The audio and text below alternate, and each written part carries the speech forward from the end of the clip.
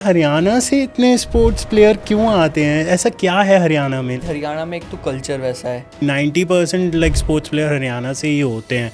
Metropolitan cities में मैंने देखा है, मोटिवेट तो होते हैं, लाइक करते हैं जिम जॉइन, लेकिन due to certain reasons, job की वजह से, बिजनेस की वजह से वो नहीं रेगुलर कर पाते। इतना मैटर करता है आपकी कंसिस्टेंसी। पर्सनल ट्रेनिंग होती है या नॉर्मल ट्रेनिंग, वो कौन सी बेटर होती है? लाइक देखो, आप एक जनरल ट्रेनिंग करेंगे तो नॉर्मल सी बात है, आपको जनरल क्लाइंट की तरह ट्रीट किया जाएगा, क्योंकि जितना आप पे करेंगे उतना आपको उसका आउटपुट मिलेगा। क्रिएटिन किस टाइप से लेना चाहिए? कुछ कहते हैं पहले वर्कआउट से लो, कुछ कहते हैं बीच में वर्कआउट में लो। क्रिएटिन बेसिकली आप कभी भी किसी भी टाइम ले सकते हैं, बट अगर आप क्विक रिजल्ट्स चाहिए होते हैं लोगों को, तो अराउंड 3 to 6 मंथ आपको उसमें देने पड़ेंगे, जब आपको लगेगा कि हाँ भाई मैंने कुछ अचीव किया है। चाइना के मेडल्स इतने क्यों आ जाते हैं, इंडिया के मेडल्स इतने नहीं आते? ये जान के अकॉर्डिंग, स्ट्रेंथ के अकॉर्डिंग, स्पीड के अकॉर्डिंग हमको गेम चूज करना होता है। वो इंडिया में बिल्कुल कल्चर नहीं है। I know it's a kind of controversial. क्या इस गवर्नमेंट में ज़्यादा इनिशिएटिव्स हुए हैं एज़ कम्पेयर टू 10 साल पहले जो गवर्नमेंट थी या 15 साल पहले जो दूसरी गवर्नमेंट थी? Hello guys, welcome to beyond the niche by Sahil. आज हमारे साथ हैं डॉक्टर मनीष शर्मा, जो पीएचडी होल्डर हैं स्पोर्ट्स साइंस में। With that he is a gold medallist in weight lifting, founder of SEM Fitness Academy. With that, he has ranked number 1 in India and number 8th in Asia. So we're going to discuss about sports. We're going to discuss about steroids, why steroids are so harmful, कौन से supplements हैं if somebody is serious about their fitness journey, कौन से supplements लेने चाहिए और किस किस को कैसे supplements लेने चाहिए. We're going to discuss about India के मेडल्स क्यों कम आते हैं in Olympics and different sports. ये पॉडकास्ट काफ़ी इंटरेस्टिंग होने वाला है, सो आप देखिए इस पॉडकास्ट को. It's gonna give you immense knowledge. Thank you. Welcome to our show beyond the niche by Sahil, doctor Manish Sharma. Thank you sir, so मैं इंट्रोडक्शन में आपका ना इतना ज़्यादा इंट्रोड्यूस नहीं कर पाया क्योंकि आपकी बहुत सारी अचीवमेंट्स एंड क्वालिफिकेशंस हैं, like which is immense. Like you are like 12-year national level taekwondo athlete हो गया, आपने ये अचीवमेंट है वन ऑफ देम. आपका जो पीएचडी इन स्पोर्ट्स साइंस है, आप एससीएम के फाउंडर भी हो, फिटनेस एकेडमी जो आप रन कर रहे हो, और जूडो लेवल प्लेयर भी हो, नेशनल जूडो लेवल प्लेयर हो. सो सर, लाइक ये इतना सारा आपको कैसे मोटिवेशन मिली? How did you start your journey? कहाँ किसने मोटिवेट करा आपको इतना करने के लिए? So can you tell us about it? Basically मैं हरियाणा से हूँ, तो हमारा थोड़ा कल्चर ही वैसा है। तो बचपन से ही मैं गेम स्पोर्ट्स में था। तो पहले मैंने टाइकोंडो स्टार्ट किया।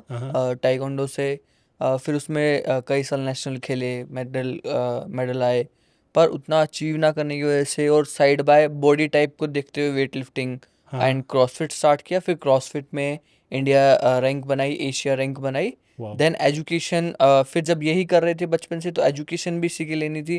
तो बीएससी इन स्पोर्ट्स साइंस, फिर मास्टर, फिर पीएचडी, तो इसी में हमने कंटिन्यूशन में। Sir that's amazing. लाइक मेरे को ये लगता है हरियाणा से इतने स्पोर्ट्स प्लेयर क्यों आते हैं? ऐसा क्या है हरियाणा में? लाइक इतने स्पोर्ट्स प्लेयर, लाइक बहुत सारे. Whenever we hear like athlete जो हो गए ओलंपिक्स में हो गए और डिफरेंट लाइक स्पोर्ट्स में हो गए, हरियाणा से सबसे टॉप पे आते हैं सर. उसका रीज़न क्या है कि हरियाणा में एक तो कल्चर वैसा है, और आपको गवर्नमेंट की बहुत ज़्यादा सपोर्ट है। ओके. और आपके जो पेरेंट्स हैं वो आपको रोकेंगे नहीं। आप स्पोर्ट्स में जा रहे हो तो हरियाणा में बेसिकली आपको बोला जाता है कि मेहनत करो, आपका शरीर ही सबसे पहले है। तो जब शरीर के लिए आदमी मेहनत करता है तो धीरे धीरे वो स्पोर्ट्स में जाके अपने बेस्ट आउटपुट को निकालता है। और थोड़े जीन्स वैसे हैं, तो बेस्ट आउटपुट निकालते निकालते इंडिया इतना आगे बढ़ चुका है, हरियाणा इतना आगे बढ़ गया है कि वो इतने ज़्यादा मेडल मार पा रहा है। हाँ, ये तो है सर, क्योंकि हरियाणा से मैं जब भी देखता हूँ mostly 90% like sports player Haryana से ही होते हैं, which is really good sir. ऐसे ही होना चाहिए क्योंकि इंडिया तभी आगे बढ़ेगा अगर हरियाणा आगे बढ़ेगा, तो which is really good. Sir, मेरे को एक और चीज़ पूछनी थी आपके सर. जैसे ये टाइक्वांडो और जूडो आपने बताया कि आप इसमें भी नेशनल लेवल प्लेयर हो, प्लेयर थे। सो इसमें सर ये कैसे फिटनेस और कैसे ये डिसिप्लिन होता है, इसमें कैसा माइंडसेट होता है, तो ये आपको हेल्प आउट करता है? बेसिकली कोई भी आप स्पोर्ट्स खेल रहे हैं तो सबसे पहले वो आपके माइंडसेट एकदम आपको ट्रेनिंग से और डाइट एकदम कंसिस्टेंसी से आपको पहले मेहनत करनी पड़ेगी हाँ हाँ। और आपका फोकस बहुत इम्प्रूव हो जाएगा। ओके। क्योंकि आप जब मेहनत करोगे, आप किसी भी स्पोर्ट्स में हाँ हो हाँ। तो फिजिकल एक्टिविटी होगी। फिजिकल एक्टिविटी जैसी होगी, आपकी बॉडी में से हार्मोन रिलीज होंगे जो आपका फोकस इंक्रीज करेंगे। ओके। तो वो आपके माइंडसेट को बिल्कुल ही डिफरेंट मैनर पे ले जाएगी और आपके कभी आप हारोगे, कभी जीतोगे, हम्म। आपकी चोट लगेगी, इंजरीज होंगी, फिर आप उससे ओवरकम करोगे। तो उन सब चीज़ों से लड़ते लड़ते आप एक बेटर पर्सन बन जाते हैं। ओके। सो ऐसा कोई चैलेंज आपको इनिशियल स्टेज में फेस करना पड़ा जब आप स्टार्ट कर रहे थे अपनी जर्नी, लाइक आप जैसे बता रहे हो हरियाणा से हो, लाइक हाँ, कोई ऐसा चैलेंज? स्टार्टिंग में तो ऐसा कुछ नहीं हुआ। मिड ऑफ द में आके क्या हुआ, थोड़ा सा लो, कभी कभी फाइट्स हारा। मैं टाइकोंडो खेलता था ओके। तो फाइट्स हारते हुए लगता है कि मैं इतने साल से मेहनत कर रहा हाँ हूँ हाँ। और मैं एक अच्छा प्लेयर हूँ, बट आपको हार फेस करनी पड़ती है। हाँ हाँ। तो उसके बाद जब आप उसके कोप अप करने के लिए आप एक पर्सन जो बनते हैं, हाँ हाँ। वो आपका माइंडसेट बिल्कुल चेंज कर देती है। तो मेरे साथ बस वही हुआ। ओके।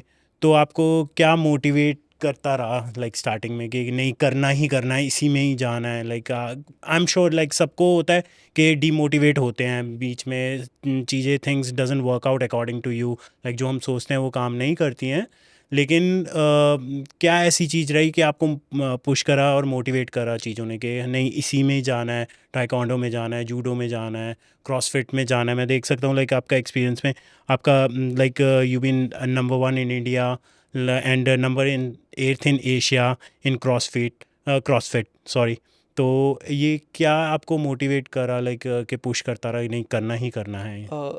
एक मोटिवेशन की अगर बात करें तो motivation is a kind of acidity hmm. जो एक बार आती है और फिर थोड़ी देर में वो कम हो जाती है। तो हम इसको मोटिवेशन नहीं कहेंगे, हम इसको अपनी कंसिस्टेंसी और आपका बिहेवियर वैसा हो जाता है, ओके। आपके नेचर में आ जाता है। फिर उसके बाद जब एक प्लेयर मेहनत कर रहा होता है या हाँ हाँ। कोई भी प्रोफेशनल किसी के लिए हाँ हाँ। किसी भी काम को, तो फिर उसको कुछ नहीं दिखता, बस उसको वो काम दिखता है क्योंकि उसको आगे पीछे कुछ दिखता ही नहीं। जैसे अर्जुन थे, हाँ तो हाँ। अर्जुन को जब बोला कि आपको चिड़िया की आँख पे बाण चलाना है, तो हाँ। उनको कुछ नहीं दिखा, बस वो चिड़िया की आँख दिख रही थी। ओके। बाकी सबको आँख हाँ दिख रही थी, एग्जैक्टली। पेड़ दिख रहे थे, चिड़िया दिख रही थी। यस।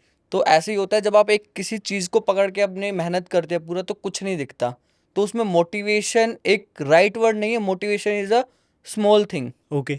सॉरी। हाँ, हाँ। मोटिवेशन क्या है, थोड़े दिन के लिए आता है। आप आएगा, जब मोटिवेशन आएगा आप एकदम से उठोगे, मेहनत करोगे, जैसे ठंडा होगा आप ठंडे हो जाओगे। हाँ एग्जैक्टली। बट मोटिवेशन नहीं होता, आपका बिहेवियर में आ जाती है वो चीज़ें, ओके। आपके पार्ट ऑफ लाइफ बन जाते हैं, पार्ट आपको ऑफ लाइफ करना बन ही है, जाती है। कंसिस्टेंसी भी बहुत ज़रूरी है इसके बिल्कुल। लिए। तो आपने कैसे स्टार्ट, मेरे को थोड़ा, मैं इसलिए बार बार आपसे पूछ रहा हूँ कैसे पहला स्टेप लिया, ताकि यंगस्टर्स भी, आपको अब जो फॉलोअर सुनेंगे यंगस्टर्स हैं वो भी शायद फिटनेस इंडस्ट्री में लाइक फिटनेस में जाना चाहेंगे, स्पोर्ट्स प्लेयर बनना चाहेंगे।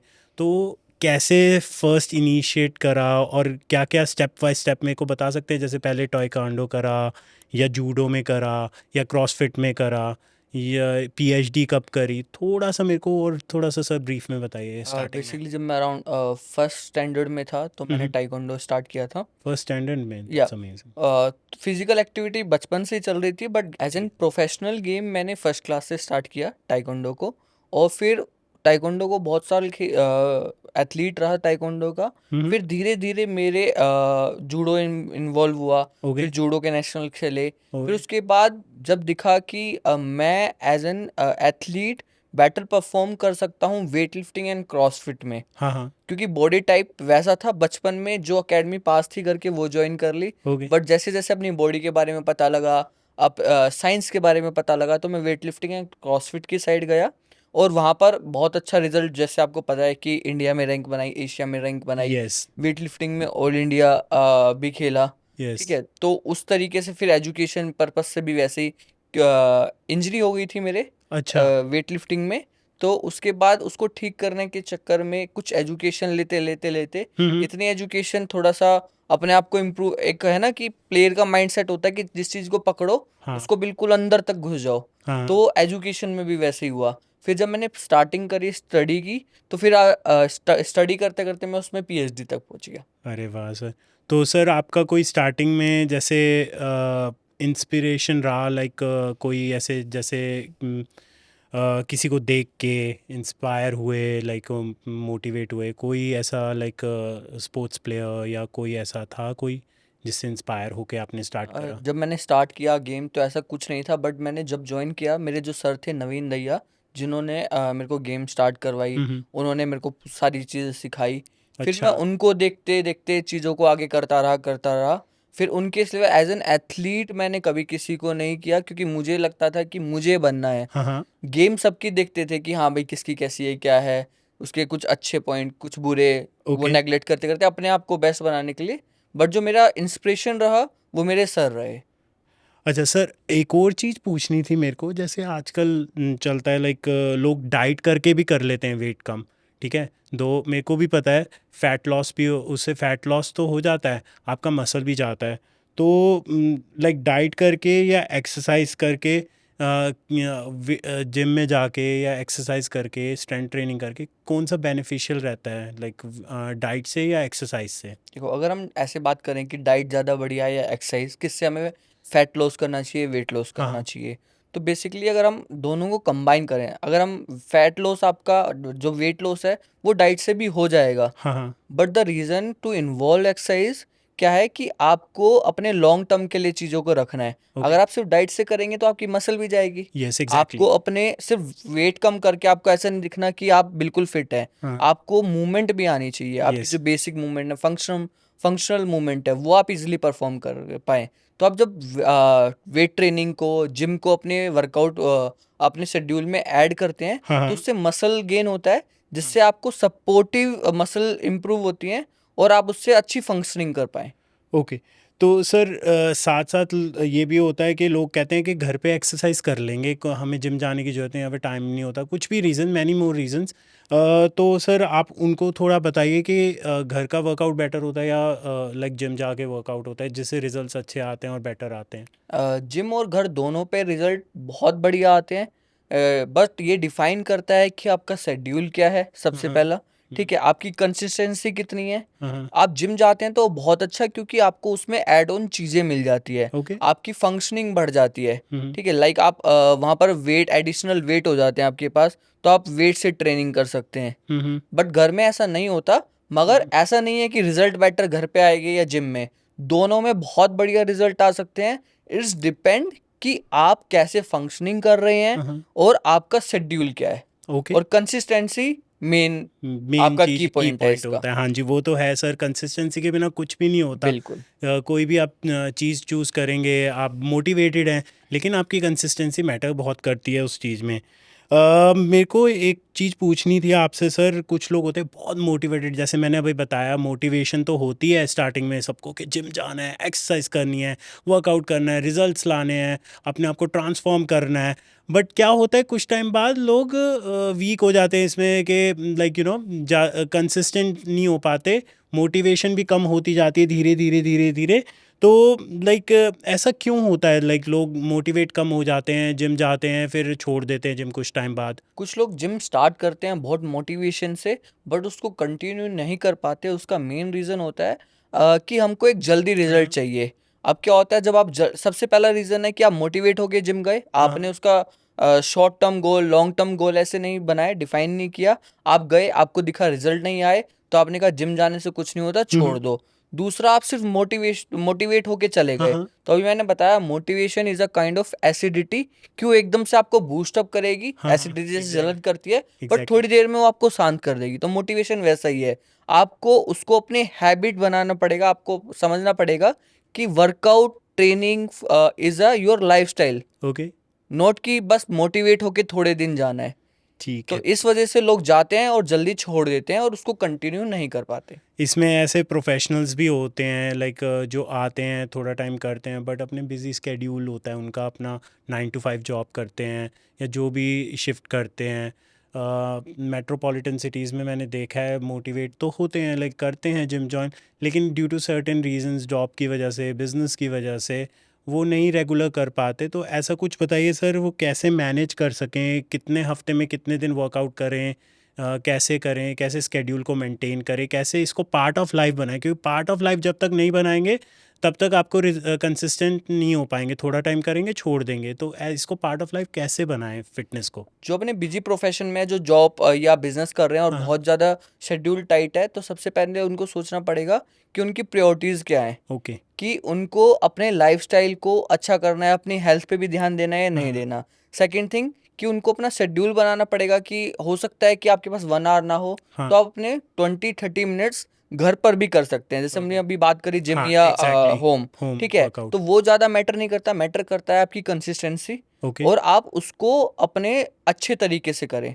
तो आप एक ऐसा ट्रेनर हायर करें जो ऑनलाइन आपको करवा पाए, ठीक है, ओके। किसी भी टाइम पर अवेलेबल हो, ओके। या आप ऐसी कोई भी ब्रांड से टाइप कर सकते हैं, ओके। ठीक है। और उसमें आप अपने 20-30 मिनट्स कोई भी functional movement, body weight movement कर सकते हैं, जिससे आपके लाइफस्टाइल में वो चीज़ ऐड ऑन हो जाए। ओके।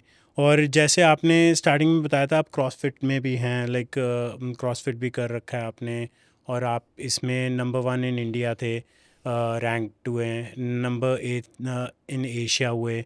तो सर लाइक इसका ना मैंने कहीं रीड करा था कि बहुत क्रिटिसिज्म भी होता है कि इंजरीज भी होती हैं क्रॉसफिट में। क्या ये मिथ है, क्या ये रियल में इंजरीज होती हैं क्रॉसफिट से, in terms of like compare करा जाता है नॉर्मल स्ट्रेंथ ट्रेनिंग को जिम में, और इससे कंपेयर करके बताया जाता है कि इसमें ज़्यादा इंजरीज होती हैं, ऐसा क्या सही है ये चीज़? बिल्कुल सही है कि अगर आप क्रॉसफिट, अगर हम बात करें क्रॉसफिट इज इंजरी प्रोन और नॉट, हम्म। इसका आंसर है yes. Okay. But if you don't have coach and proper form, अगर आपके पास कोच नहीं है अच्छा, और आप अपने बढ़िया फॉर्म के साथ नहीं कर सकते, ओके। तो आपको इंजरी बिल्कुल हो सकती है, because CrossFit is a high intensity workout, okay. ठीक है, और उसमें रेपिटेशन वर्क बहुत ज़्यादा होता है। ओके। तो आपको बहुत अच्छी फॉर्म के साथ और कोच के अंडर ही सुपरविजन में करना है। सो पर्सनल ट्रेनिंग उसके लिए बहुत रिक्वायर्ड होती है। हाँ, पर्सनल ट्रेनिंग, या आप क्रॉसफिट के जो जिम्स होते हैं, बॉक्स होते हैं, आप उनको ज्वाइन करेंगे तो वहाँ पर भी आपको बहुत अच्छी फैसिलिटीज़ मिलेंगी। जैसे आपका SCM फिटनेस एकेडमी है, उसमें क्रॉसफिट का ट्रेनिंग होती है, आप देते हैं बिल्कुल बिल्कुल। तो उसमें क्या आप लाइक क्या देखते हैं, क्या करवाते हैं, थोड़ा मेरे को बताइए उसमें। SCM fitness academy functional training, strength and conditioning पर बहुत ज़्यादा वर्क करती है, क्योंकि हमारा मानना है कि आपकी बॉडी ही आपकी बॉडी मशीन है। You don't need machine, your body is a machine. Okay. तो हम आपकी बॉडी से ही सारी फंक्शनलिटी की जितने भी मूवमेंट हैं, फंक्शनल मूवमेंट को ही एक्सरसाइज की फॉर्म में करवाते हैं, ठीक अच्छा। है, और उसका आपका बेटर वर्जन आउटपुट निकालते हैं। हम सिर्फ ऐसे ध्यान नहीं दे रहे, आपके ऊपर फोकस नहीं है हमारा कि आपकी स्ट्रेंथ गेन करनी है, आपकी मसल गेन हाँ करनी हाँ। है, या आपका सिर्फ कार्डियो बढ़ाना है, या स्ट्रेंथ बढ़ानी है, फ्लेक्सिबिलिटी। हम जितने भी फिटनेस कंपोनेंट है, हेल्थ कंपोनेंट है, सब चीज़ों पर ध्यान देते हैं। ओके। किसी एक डोमेन को पकड़कर हम फोकस नहीं करते, मेजरली हम सब जितने भी ऑल ओवर डोमेन है फिटनेस के, हम सबको कवर करते हैं। तो सर एक और चीज़ पूछनी थी मेरे को, जैसे PT होती है, पर्सनल ट्रेनिंग होती है, या नॉर्मल ट्रेनिंग, वो कौन सी बेटर होती है, लाइक किसमें रिजल्ट्स ज़्यादा जल्दी आते हैं, कौन सी बेटर होती है? जैसे पर्सनल ट्रेनिंग भी देते हैं आप और नॉर्मल ट्रेनिंग भी लोग करते हैं जिम में, मैंने देखा है नॉर्मल अपना आते हैं, ट्रेनिंग करते हैं, और कुछ लोग पर्सनल ट्रेनिंग भी लेना प्रेफर करते हैं, तो किस में बेटर रिजल्ट्स आते हैं? देखो, आप एक जनरल ट्रेनिंग करेंगे तो नॉर्मल सी बात है, आपको जनरल क्लाइंट की तरह ट्रीट किया जाएगा। हाँ हाँ। इट्स नॉट रॉन्ग, क्योंकि जितना आप पे करेंगे उतना आपको उसका आउटपुट हाँ मिलेगा। हाँ। अब आप एक पर्सनल ट्रेनर हायर करते हैं, तो पर्सनल ट्रेनर आपको आपके बॉडी के अकॉर्डिंगली चीज़ें सिस्टमेटिक प्लान करता है। आपकी बायोमैकेनिकल जो भी आपकी बायोमैकेनिक्स है बॉडी की, हाँ आपकी करंट सिचुएशन क्या है, आपका लाइफस्टाइल क्या है, उसके अकॉर्डिंगली आपको वर्कआउट कराता है, उसके अकॉर्डिंगली आपका डाइट शेड्यूल हाँ। बनाता हाँ। है, और उसके अकॉर्डिंगली आपकी सारी चीज़ें प्लान होती है एज रिलेटेड टू फिटनेस। तो ओके। पर्सनल ट्रेनर जब आप हायर करेंगे तो वो चीज़ें आपकी बॉडी के अकॉर्डिंगली ट्रेन करेगा। ओके। बट हम एक जनरल ट्रेनिंग करते हैं, जब जर्नल पीटी नहीं लेते हैं, हाँ हाँ। हम जर्नल ट्रेनर से पूछते हैं, हम्म। तो उसमें क्या होता है कि आपको जर्नल की तरह करेगा, मतलब जो एवरेज पर्सन पे जो रूल्स हैं कि आप बेंच प्रेस कर लो, इतने रैप कर लो, 12 कर लो, 15 कर लो, और थोड़ा बहुत हो सकता है वो आपकी चीज़ों में चेंज कर दे। बट पर्सनल ट्रेनिंग का फ़ायदा ये है कि आपकी चीज़ें आपके अकॉर्डिंगली प्लान होंगी। ओके। और सर कितने टाइम में अगर पर्सनल ट्रेनिंग लेता है कोई बंदा, जैसे कोई स्टूडेंट आता है आपके पास, मेंबर आता है, तो वो पर्सनल ट्रेनिंग लेता है आपसे, सो कितने टाइम बाद उस वो अपने आप सेल्फ वर्कआउट कर सकता है कि उसको लगता है कि हाँ ठीक है, कि अब मेरे को ज़रूरत नहीं है, I don't need a personal trainer right now, I can do my self like everything, तो कितने टाइम बाद ऐसे कर सकता है वो? जैसे हम बिना टीचर के स्टडी कर सकते हैं, हाँ रिवीजन कर सकते हैं, हाँ। बट जब आप कहीं पर आपकी लाइफस्टाइल, आपको स्टडी के लिए हमेशा एक टीचर की रिक्वायरमेंट होती है, तो ऐसा आप अपनी बॉडी को जब आप खुद के लिए समझते हैं तो आप ज़्यादा अच्छे से नहीं समझ पाते, क्योंकि सामने वाला जो ट्रेनर आपने हायर किया है हाँ। वो आपकी बॉडी को अच्छे से जानता है, और ओके। उसको आपकी बॉडी अगर किसी और सिचुएशन में भी डेवलप हो जाती है या किसी और सिचुएशन में आते हो, तो उसके पास उतनी हाँ। एजुकेशन होती है, वो उस चीज़ों से भी आपको ट्रीट कर सकता है, वो ओके। आपके लाइफस्टाइल को उस तरीके से चेंज कर सकता है। बट अगर मैं आपको ट्रेनिंग करा रहा हूँ, सपोज हाँ कि मैं हाँ। आपको ट्रेनिंग करा रहा हूँ, तो आपकी जो अभी करंट सिचुएशन है मैं उसके हिसाब से करवा रहा हूँ, ओके। ठीक है, बट धीरे धीरे मान लो आपकी एज भी बढ़ेगी, सारी चीज़ बढ़ेगी, एग्जैक्टली। तो आप सेम चीज़ फॉलो नहीं कर पाएंगे। हम्म। बट आपको वही पता है जो मैंने अभी तक आपको कराया है, हम्म। ठीक है, बट सिचुएशन चेंज हुई तो आपकी वर्कआउट में भी चेंजिंग आएंगे, डाइट प्लान में भी चेंजेस आएंगे। ओके। तो आपको फिटनेस ट्रेनर पर आपको अपनी इन्वेस्टमेंट करनी ही चाहिए, क्योंकि ये आपकी लाइफ की बात है। आपको, आप डॉक्टर के पास जाना प्रेफर करेंगे या पर्सनल ट्रेनर के पास, जी। ये आपकी चॉइस है। हाँ, क्योंकि सर मेरे को लगता है कि बॉडी आपकी टेम्पल है, लाइक अगर आप उसको लाइक उस पर मेहनत नहीं करेंगे या इन्वेस्ट नहीं करेंगे तो आपको फिर आप बीमार होएंगे, वहाँ इन्वेस्ट करना पड़ेगा। इससे बेटर है अपने बॉडी पे ही इन्वेस्ट करो, इसको अच्छे से ट्रीट करो, इस पे प्रॉपर इन्वेस्टमेंट लगाओ और टाइम लगाओ, ताकि आपकी बॉडी अच्छी रहेगी, तो तभी आप आगे जाके जब आपकी एज हो जाएगी तो आप अपना नॉर्मल डे टू डे जो रूटीन की चीज़ें हैं वो कर पाएंगे खुद ही, नहीं तो फिर हेल्प लेनी पड़ेगी किसी बिल्कुल की। बिल्कुल। तो सर ऐसे कौन से लाइक मेरे को बताइए सर, सप्लीमेंट्स होते हैं जैसे मार्केट में डिफरेंट सप्लीमेंट्स हैं, क्या ये नेसेसरी होते हैं हमारे लिए, या डाइट से भी बैलेंस कर सकते हैं अपनी फिटनेस को, या सप्लीमेंट्स ज़रूरी होते हैं सर? आप अपने बैलेंस डाइट, अगर आप प्रॉपर बैलेंस डाइट लेते हैं तो आप अप्रोक्स 90% तक चीज़ों को हैंडल कर लेते हैं। बट क्या है, आजकल की डाइट ऐसी आ गई है, आजकल जो एग्जैक्टली। फूड है वो इतना प्योरिटी नहीं है उसमें, यस तो एग्जैक्टली। कहीं ना कहीं आपको मल्टीविटामिन हो गए, ओमेगा 3 हो गए, ये ऐड ऑन करने पड़ते हैं। हाँ मगर अब मैं बात करूं कि आपको अगर बेस्ट 5 सप्लीमेंट लेने हो, हाँ तो वो कौन कौन से होने चाहिए? हाँ। तो सबसे पहला कि आपको प्रोटीन लेना चाहिए, ठीक है। सेकंड क्रिएटिन, हाँ अच्छा ठीक ठीक है, है, क्रीटीन। Third omega 3, okay. Fourth multivitamin, ठीक है। ठीक है, एंड फिफ्थ BCAA, अगर आप वर्कआउट करते हैं तो। वर्कआउट करते हैं, बिल्कुल। लाइक जो जिम में जाते हैं, जो फिटनेस को लेके काफ़ी सीरियस हैं, इनके लिए ये बहुत ज़रूरी है। हाँ, ये 5 चीज़ें बहुत ज़रूरी हैं। सर ऐसे स्टडीज़ आई हैं, क्रिएटिन आप जैसे आपने कहा वो भी इम्पॉर्टेंट है, 5 सप्लीमेंट्स में आता है, तो मेरे को ये पूछना था क्रिएटिन किस टाइप से लेना चाहिए, लाइक पहले कुछ कहते हैं पहले वर्कआउट से लो, कुछ कहते हैं बीच में वर्कआउट में लो, कुछ कहते हैं बाद में लो, ज़्यादा बेनिफिशियल होता है, तो क्या इस मतलब कब लेना चाहिए क्रिएटिन अगर जो क्रिएटिन फिटनेस में है तो? बेसिकली, हाँ, क्रिएटिन बेसिकली आप कभी भी किसी भी टाइम ले सकते हैं, बट अगर आप पोस्ट वर्कआउट लेंगे तो वो आपके लिए ज़्यादा बेनिफिशियल है, क्योंकि आपका वर्कआउट के बाद आपका मसल ब्रेक डाउन हुआ होता है, अच्छा। तो उसका डाइजेशन, क्रिएटिन का डाइजेशन लेवल थोड़ा सा, ज़्यादा फर्क नहीं पड़ता, बट थोड़ा सा ज़्यादा डाइजेस्ट हो जाता है, और वो आपकी मसल में जाकर स्टोर्ड होता है, जो आपका नेक्स्ट सेशन होगा उसमें आपको ज़्यादा स्ट्रेंथ और ज़्यादा सोर्स ऑफ एनर्जी प्रोवाइड करवा पाएगा। ओके। तो क्रिएटिन ऐसे ही लाइक प्रोटीन के साथ मिक्स करके, या कुछ कार्ब साथ में चाहिए होते हैं नहीं, उसमें? ऐसा कुछ नहीं है। आप क्रेटिन पानी के साथ लो, आप क्रेटिन जूस के साथ लो, आप क्रेटिन ग्लूकोन डी के साथ लो, बिल्कुल सेम इफेक्ट होता है। हाँ हाँ। ऐसा कुछ नहीं होता कि आप पानी के साथ लोगे तो अलग रिजल्ट आएगा, ओके। ग्लूकोज के साथ लोगे तो अलग रिजल्ट आएगा। ओके। तो क्रिएटिन रोज लेना चाहिए या जब वर्कआउट करें उसी के बाद लेना चाहिए? नहीं, क्रेटिन आप रोज ले सकते हैं, ले कोई सकते हैं, दिक्कत सेफ नहीं है है? उसमें। 3 ग्राम एवरेज आप ले सकते हैं। और इसके बाद डिपेंड करता है कि आपका गोल क्या है। हो सकता है कोई स्ट्रेंथ में ज़्यादा वर्कआउट करता हो, कोई वेट लिफ्टिंग प्लेयर हो, किसी को पावर लिफ्टिंग का ज़्यादा शौक हो, तो वो डिपेंड करता है अलग अलग गोल के साथ। बट जनरली आप 3 to 5 ग्राम ले सकते हैं। ठीक है। और जो आजकल लेडीज़ हैं, मैं बहुत इम्प्रेस हो रहा हूँ, लाइक आजकल टाइम चेंज हो रहा है। पहले लड़कियाँ वर्कआउट नहीं करती थी, स्ट्रेंथ ट्रेनिंग नहीं करती थी, ज़्यादा से ज़्यादा वॉक कर ली बाहर जाके या डाइट कर लिया। बट आजकल I can see like gym में जाता हूँ, खुद वर्कआउट करता हूँ 3 to 4 डेज़, ज़्यादा नहीं कर पाता हूँ अपने स्केड्यूल के हिसाब से। बट मैं देखता हूँ कि लेडीज़ भी आजकल स्ट्रेंथ ट्रेनिंग में हैं, तो उनको क्या क्रिएटिन लेना चाहिए? बिल्कुल क्रेटीन लेना चाहिए, क्योंकि क्रेटीन क्या है, आपकी मसल में जाकर स्टोर होता है हाँ और वो आपकी मसल को एनर्जी प्रोवाइड करवाता है। वो एक सोर्स है हाँ हाँ। जिस वो आपके हेल्प करता है एटीपी प्रोड्यूस करने के लिए। तो अच्छा। जो आपकी हेल्प करता है एटीपी प्रोड्यूस करने के लिए, वो आपके लिए बेनिफिशियल है, उसमें कोई इफेक्टिव ज़्यादा चीज़ें हैं नहीं। ओके।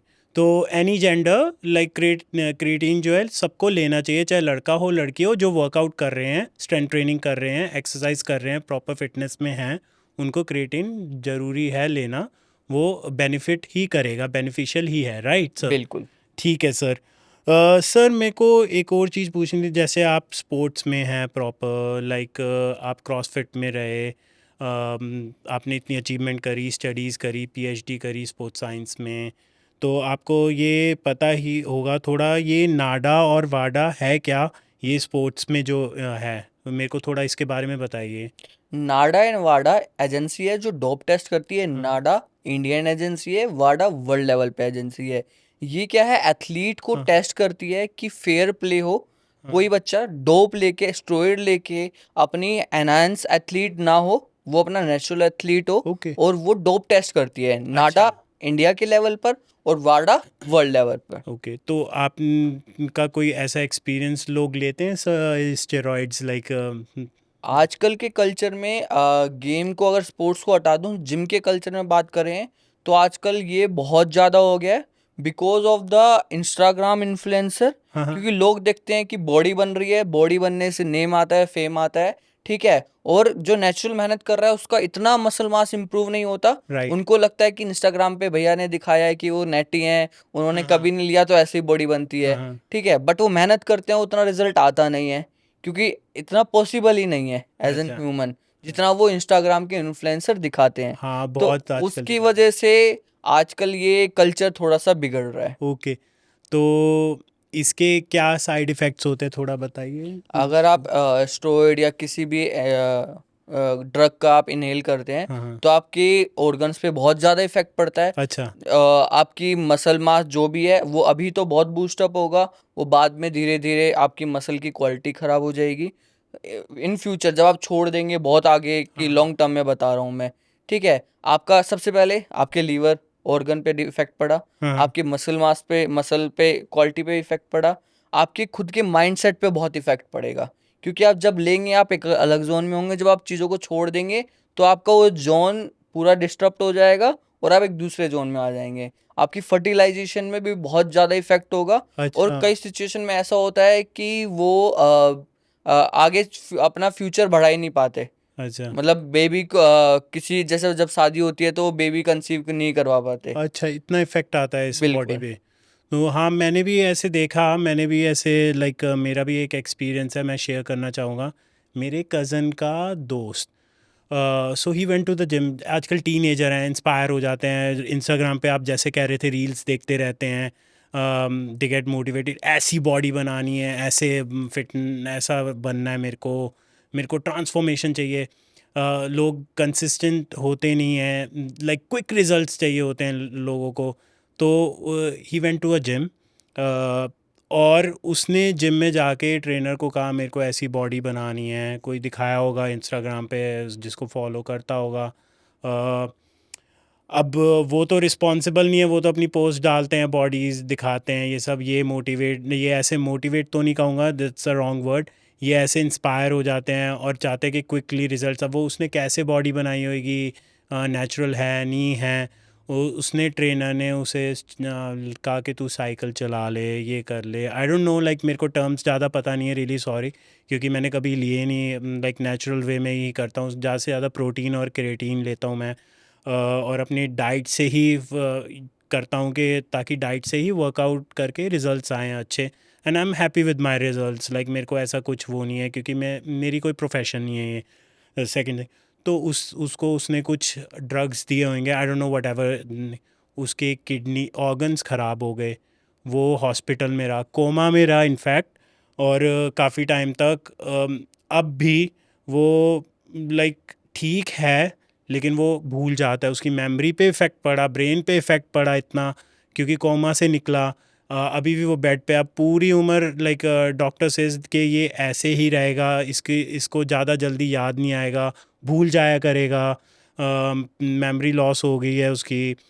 तो सर आपके आपके सामने ऐसा कोई एक्सपीरियंस किसी ने करा हो और हुआ हो, थोड़ा शेयर करिए। ऐसे बहुत सारे आते रहते हैं। अच्छा। किसी के लीवर में बहुत ज़्यादा दिक्कत आ गई, हाँ हाँ। किसी के हेपेटाइटिस बी हो गया किसी को। अच्छा। हाँ, तो ऐसे बहुत सारी आती रहती है, क्योंकि बचपन से इस इंडस्ट्री में रहे हैं, तो चीज़ें जब देखते हैं तब समझ आता है, तभी हम इससे आज तक सेफ भी हैं, हाँ। क्योंकि हमें उसके पता है कि क्या डिसएडवांटेज हैं, क्या क्या हो रहा है लोगों के साथ, तो इसलिए हम सेफ साइड भी बैठे हैं। ओके, सो बेटर है कि आप नेचुरली करिए, वर्कआउट करिए अपना कंसिस्टेंसी के साथ, लाइक अच्छी स्ट्रेंथ ट्रेनिंग करिए, अच्छी डाइट लीजिए, उससे बेटर आई गेस कुछ नहीं होता।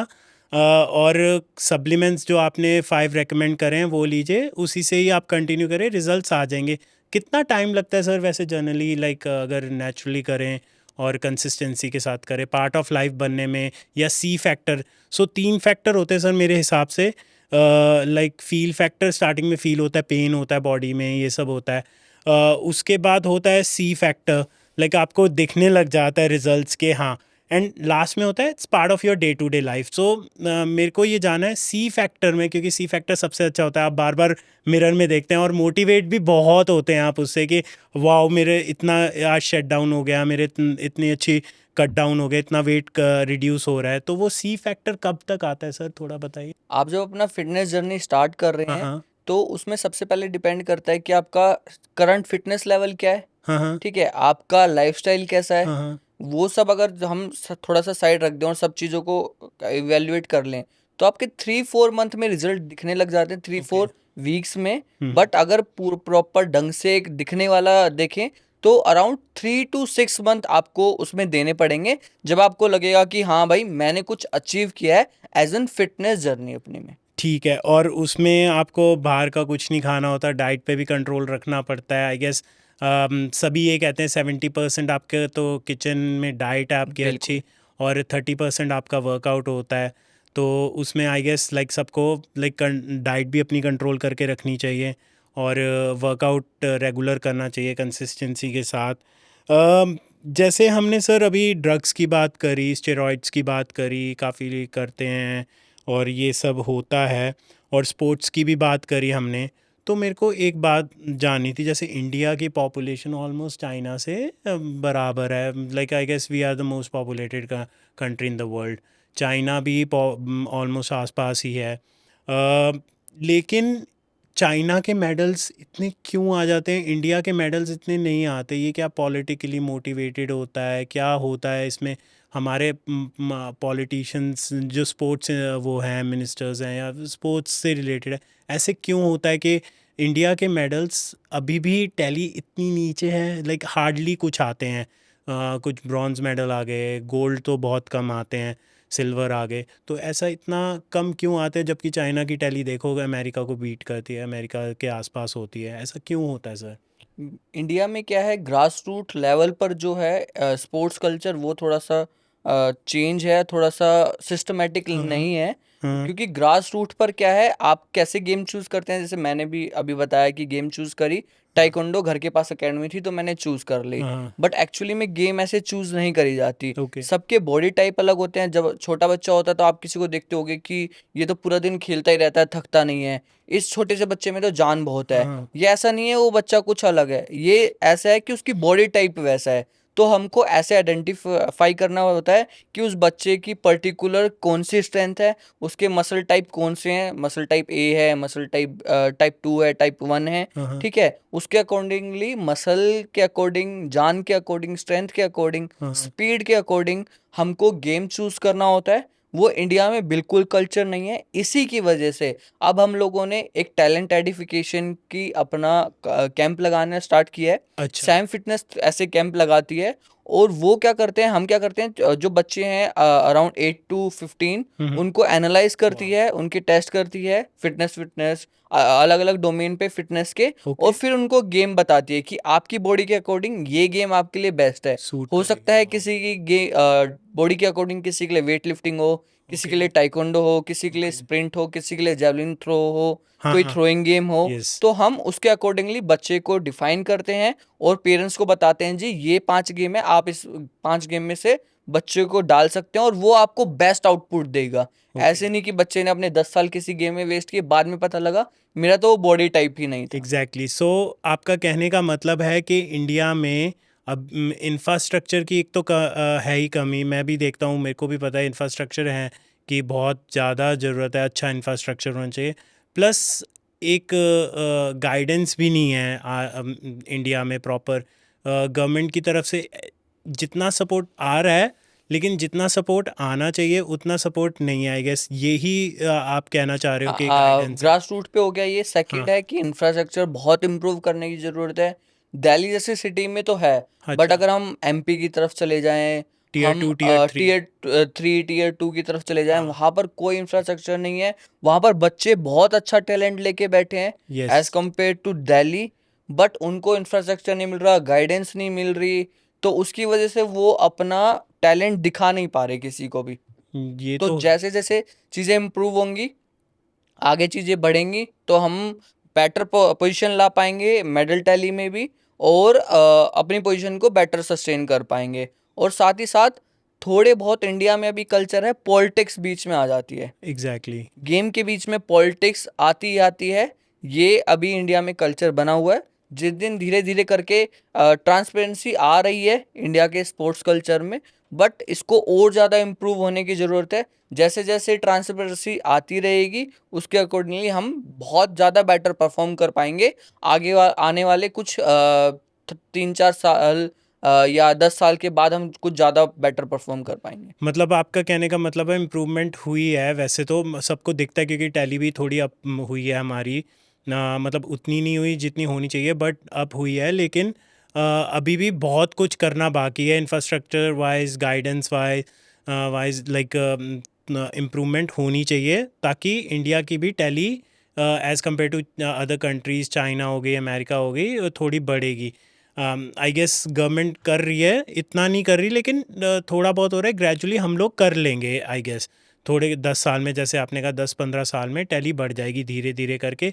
और लोग मोटिवेट भी होते हैं, जैसे एथलीट जो है बाद में तो सपोर्ट मिलता ही है, बाद में तो ब्रांड्स आते ही हैं कि आप हमारे साथ उनको कोलैब कीजिए। कोलैब कीजिए, उनको लाइक अच्छा पेमेंट देते हैं। लेकिन स्टार्टिंग में जब वो ग्रास रूट लेवल पे जब वो रॉ होता है, जैसे कोई जिसको स्पोर्ट्स प्लेयर बनना है, उस टाइम पे अगर जैसे ब्रांड्स मिले उन्हें या फिर गवर्नमेंट भी सपोर्ट अच्छा करे तो आई गेस टैली और बढ़ सकती है, इंस्टेड ऑफ लाइक बाद में करने की जगह। पहले तो वो अपना ही पैसा लगा के आई गेस करते हैं सारा कुछ, पहले इन्वेस्टमेंट अपने जेब से करते हैं। अगर वो, मेरे को लगता है कि गवर्नमेंट अगर करना स्टार्ट कर दे, पहले खुद गवर्नमेंट इनिशिएटिव लेना स्टार्ट कर दे, उन पे अच्छा इन्वेस्ट करना स्टार्ट कर दे, उनकी डाइट पे, उनको इंफ्रास्ट्रक्चर अच्छा प्रोवाइड करे, गाइडेंस अच्छी प्रोवाइड करें, तो आई गेस दिल्ली बढ़ जाएगी, मेरे को ये लगता है। बिल्कुल। तो सर जैसे ये स्पोर्ट्स का तो हो गया, लाइक के इंफ्रास्ट्रक्चर हमारे यहाँ अच्छा होना चाहिए और तभी आगे दिल्ली इंक्रीज़ होएगी। मेरे को एक चीज़ और जानी थी, कोच का भी इम्पोर्टेंस होता है बहुत, गाइडेंस में। जैसे आपने कहा कि आपको एक कोच मिले अच्छे, आपको उन्होंने मोटिवेट करा, वर्कआउट करवाया अच्छा, आपको गाइडेंस दी प्रॉपर। कोच एक हो, अच्छा कोच हो, अच्छी गाइडेंस हो, तो रिज़ल्ट्स जल्दी आते हैं। तो ऐसी कुछ क्वालिटी, एक मेरे को कुछ सर्टेन क्वालिटीज़ बताइए जो कोच में, अच्छे कोच में होनी चाहिए, जिससे आपको मोटिवेशन मिले, अच्छा से वर्कआउट होए और रिजल्ट्स अच्छे आएँ। थोड़ा सा आप मेरे को बताइए इस बारे में। एक अच्छे कोच में सबसे पहले तो उसका थ्योरेटिकली और प्रैक्टिकली बहुत स्ट्रांग होना चाहिए। अच्छा। सेकंड थिंग कि उसमें खुद का एक कॉन्फिडेंस लेवल हाँ और हाँ खुद का बेटरमेंट ज़रूरी है। ओके अगर वो आपको मोटिवेट कर पा रहा है, हाँ हाँ लाइक अगर खुद वो भी, आप तो आ ही रहे हैं थोड़े आराम से और वो भी थोड़ा डाउन फेज में आ रहा है, हाँ हाँ ठीक है, कोई कोच आपके जो हायर करे हैं, हाँ हाँ, तो आप उतना मोटिवेट फील नहीं कर पाएंगे। ठीक इफ़ है। योर कोच इज़ लाइक वो आपको हाईली मोटिवेट कर पा हाँ रहे हैं हाँ चीज़ों के लिए, आपको चीज़ों को डिफाइन कर पा रहे हैं, तो आपके लिए वो बेस्ट कोच है। और ओके उनको खुद भी एक रिप्रेजेंटेबल होना चाहिए। ऐसा ओके नहीं है कि आपके कोच आ रहे हैं, उन्होंने कभी कुछ तो खुद किया नहीं है, हाँ हाँ ठीक है, और कुछ ज़्यादा एजुकेशन भी नहीं है, तो ओके वो आपको कैसे ट्रेन करेंगे। एग्जैक्टली। तो उनका खुद भी एक थोड़ा रिप्रेजेंटेबल होना चाहिए, और उनका एजुकेशन जो लेवल है थ्योरेटिकली और प्रैक्टिकली, वो बहुत स्ट्रांग होना चाहिए। क्या एजुकेशन आप जैसे कह रहे हो मैटर करती है इसमें भी, that's really good. Like practical भी मैटर करता है, यस, लाइक नॉलेज होनी चाहिए प्रैक्टिकलिटी की कि कैसे लिफ्ट करना है, क्या करना है, वर्कआउट। क्या एजुकेशन भी मैटर करती है इसमें, और क्या एजुकेशन होनी चाहिए सर, थोड़ा सा एक बताइए। अच्छी कोच में, लाइक उन्होंने किसी वेल नोन ब्रांड से या इंस्टीट्यूट से सर्टिफिकेशन करी हो, ठीक है, अगर कि उन्होंने पूरी डिग्री करी है तो वो वेल एंड गुड है, सोने पे सुहागा, अगर हिंदी में हम बात करें तो सोने में सुहागा है। बट अगर कहीं इंस्टीट्यूट से उन्होंने बढ़िया कोर्स किया हुआ है, जिस कोर्स में उनको प्रैक्टिकल नॉलेज भी मिली हो, हम्म थियोरटिकली तो ऐसे बहुत सारे ऑनलाइन कोर्सेज हैं जो सिर्फ पढ़ते हैं, एग्ज़ाम की ऑनलाइन फ़ीस भरी, उन्होंने घर पे बैठ के पढ़ाई करी, वो एग्ज़ाम दिया उन्होंने और क्लियर कर लिया। ऐसी बहुत सारी ब्रांड है जो ऐसे करती हैं, इंटरनेशनल ब्रांड्स हैं, और वो एग्ज़ाम क्लियर हुआ, वो सर्टिफाइड हो गए। हम्म बट वो एक अच्छा सर्टिफिकेशन मेरे अकॉर्डिंगली नहीं है। इसीलिए हमने अपनी ब्रांड को मार्केट में उतारा, क्योंकि हम चाहते हैं कि कोई एजुकेशन थ्योरी तो हो उसके पास, बट प्रैक्टिकली भी हो, क्योंकि आपको थ्योरी आपने गेन कर ली, प्रैक्टिकल कहाँ है, आपको कराना तो प्रैक्टिकल है ना, मेजरली। तो आपने प्रैक्टि थ्योरी के साथ अपना प्रैक्टिकली बहुत स्ट्रांग होना चाहिए।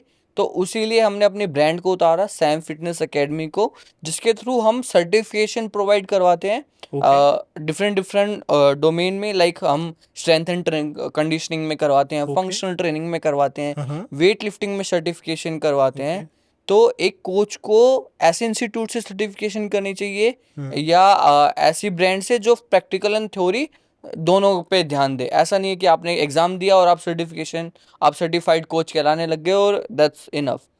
तो कुछ नाम आप बता सकते हैं कौन सी सर्टिफिकेशन होनी चाहिए इन चीज़ों के लिए, लाइक इफ़ आप फिटनेस में जा रहे हैं तो ऐसी कौन सी सर्टिफिकेशंस हैं वो इम्पॉर्टेंट है, लाइक कुछ ऐसे नाम जैसे आप कह रहे हो कि कुछ सर्टिफिकेशंस होती हैं सर्टेन, तो can you tell us like कि कौन सी सर्टिफिकेशंस हैं with names and all, like कौन सी ऐसी सर्टिफिकेशन मार्केट में भी हैं दो तीन, और जैसे। उतनी ज़्यादा पॉपुलर नहीं है, इसलिए हमने अपनी खुद की ब्रांड उतारी, सैम फिटनेस एकेडमी।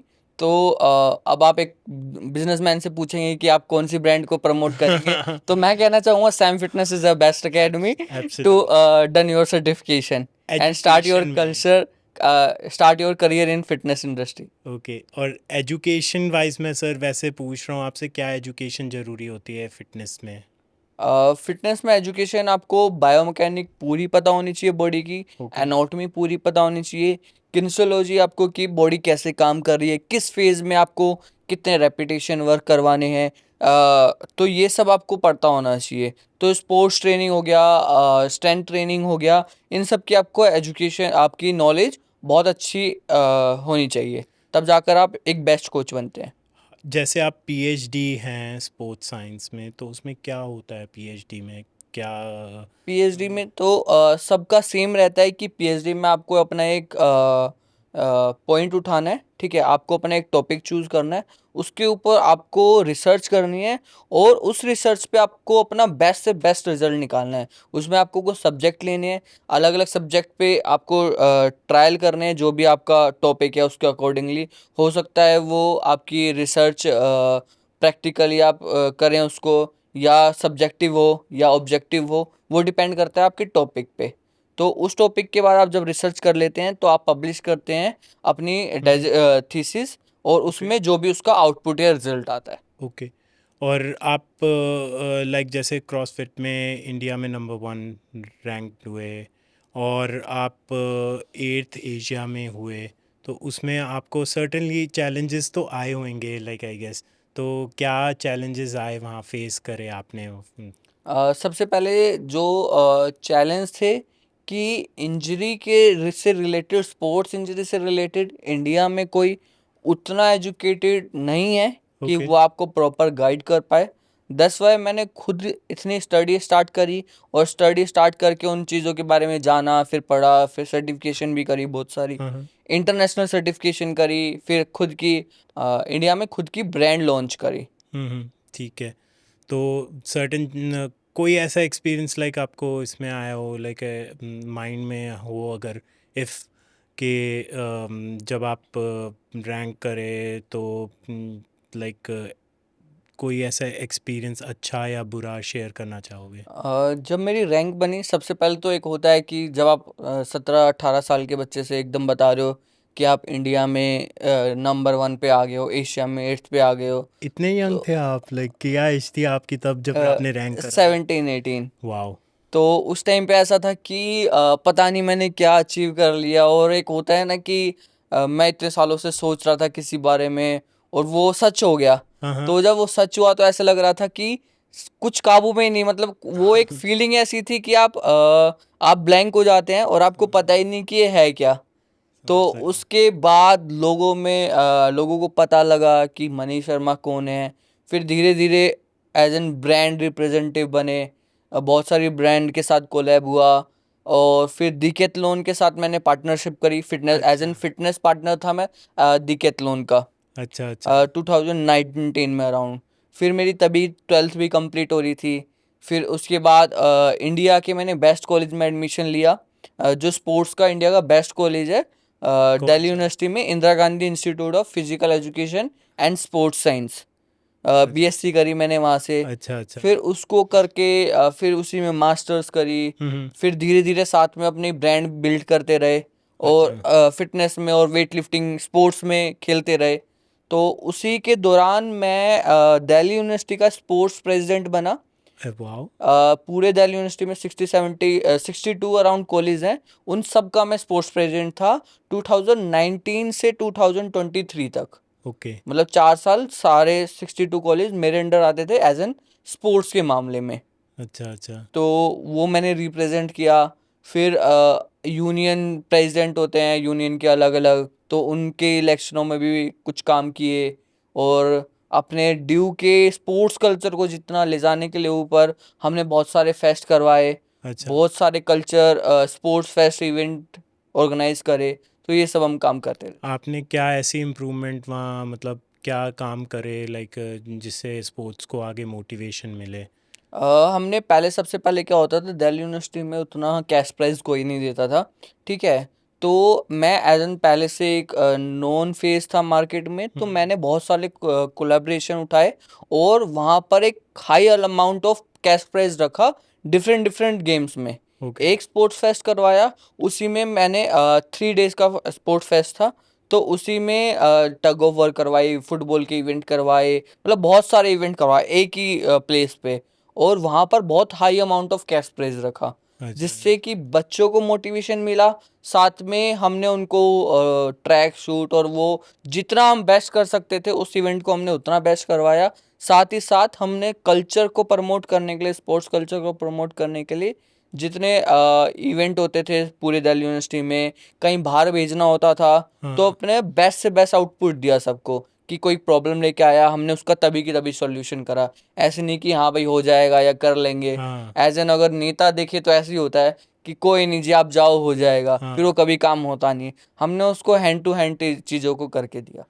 और आप फाउंडर भी हैं सैम फिटनेस एकेडमी के, तो उसमें क्या क्या होता है लाइक अगर कोई आता है जैसे स्टूडेंट आपका मेंबर, तो उसको आप क्या सिखाते हैं कि उसमें थोड़ा सा बताइए मुझे सैम डिटेल में। फिटनेस एकेडमी बेसिकली ट्रेनर्स को प्रोड्यूस करने का एक ब्रांड है, जो ट्रेनर्स को सर्टिफिकेशन प्रोवाइड करवाती है। अच्छा तो हमारा मेन फोकस वो है, साइड बाय साइड हम जनरल क्लाइंट को भी ट्रेन करते हैं, बट जनरल के कौन, जो पहले से एक स्पोर्ट्स पर्सन है, लाइक पूजा तोमर है, मेरी खुद की एक एथलीट है जिसको मैं ट्रेन करता हूँ, वो यूएफसी में ओनली इंडियन वो ओनली इंडियन वुमेन जो इन्होंने पार्टिसिपेट तो किया, साथ में एक फाइट भी जीती है यूएफसी की। अच्छा आज तक और कोई वुमेन नहीं गई। और साथ में आईपीएल में मेरे कई सारे प्लेयर हैं। अच्छा पीकेएल जो कबड्डी होती है, प्रो लीग जो कबड्डी होती है, उसमें स्ट्रेंथ एंड कंडीशनिंग के मेरे बहुत सारे एथलीट हैं। मैं उनकी टीम को जाके भी करवाता हूँ। और ऐसे डिफरेंट डिफरेंट एमएनएफ सुना होगा आपने, टाइगर श्रॉफ के जो फैमिली ऑर्गेनाइज करवाती है एमएमए फाइट, उसमें मेरे बहुत सारे एज एन प्लेयर खेलते हैं। अच्छा उसमें खेलते तो आप इनको सबको गाइडेंस देते हैं हाँ, प्रॉपर। स्ट्रेंथ एंड कंडीशनिंग का कोच हूँ मैं।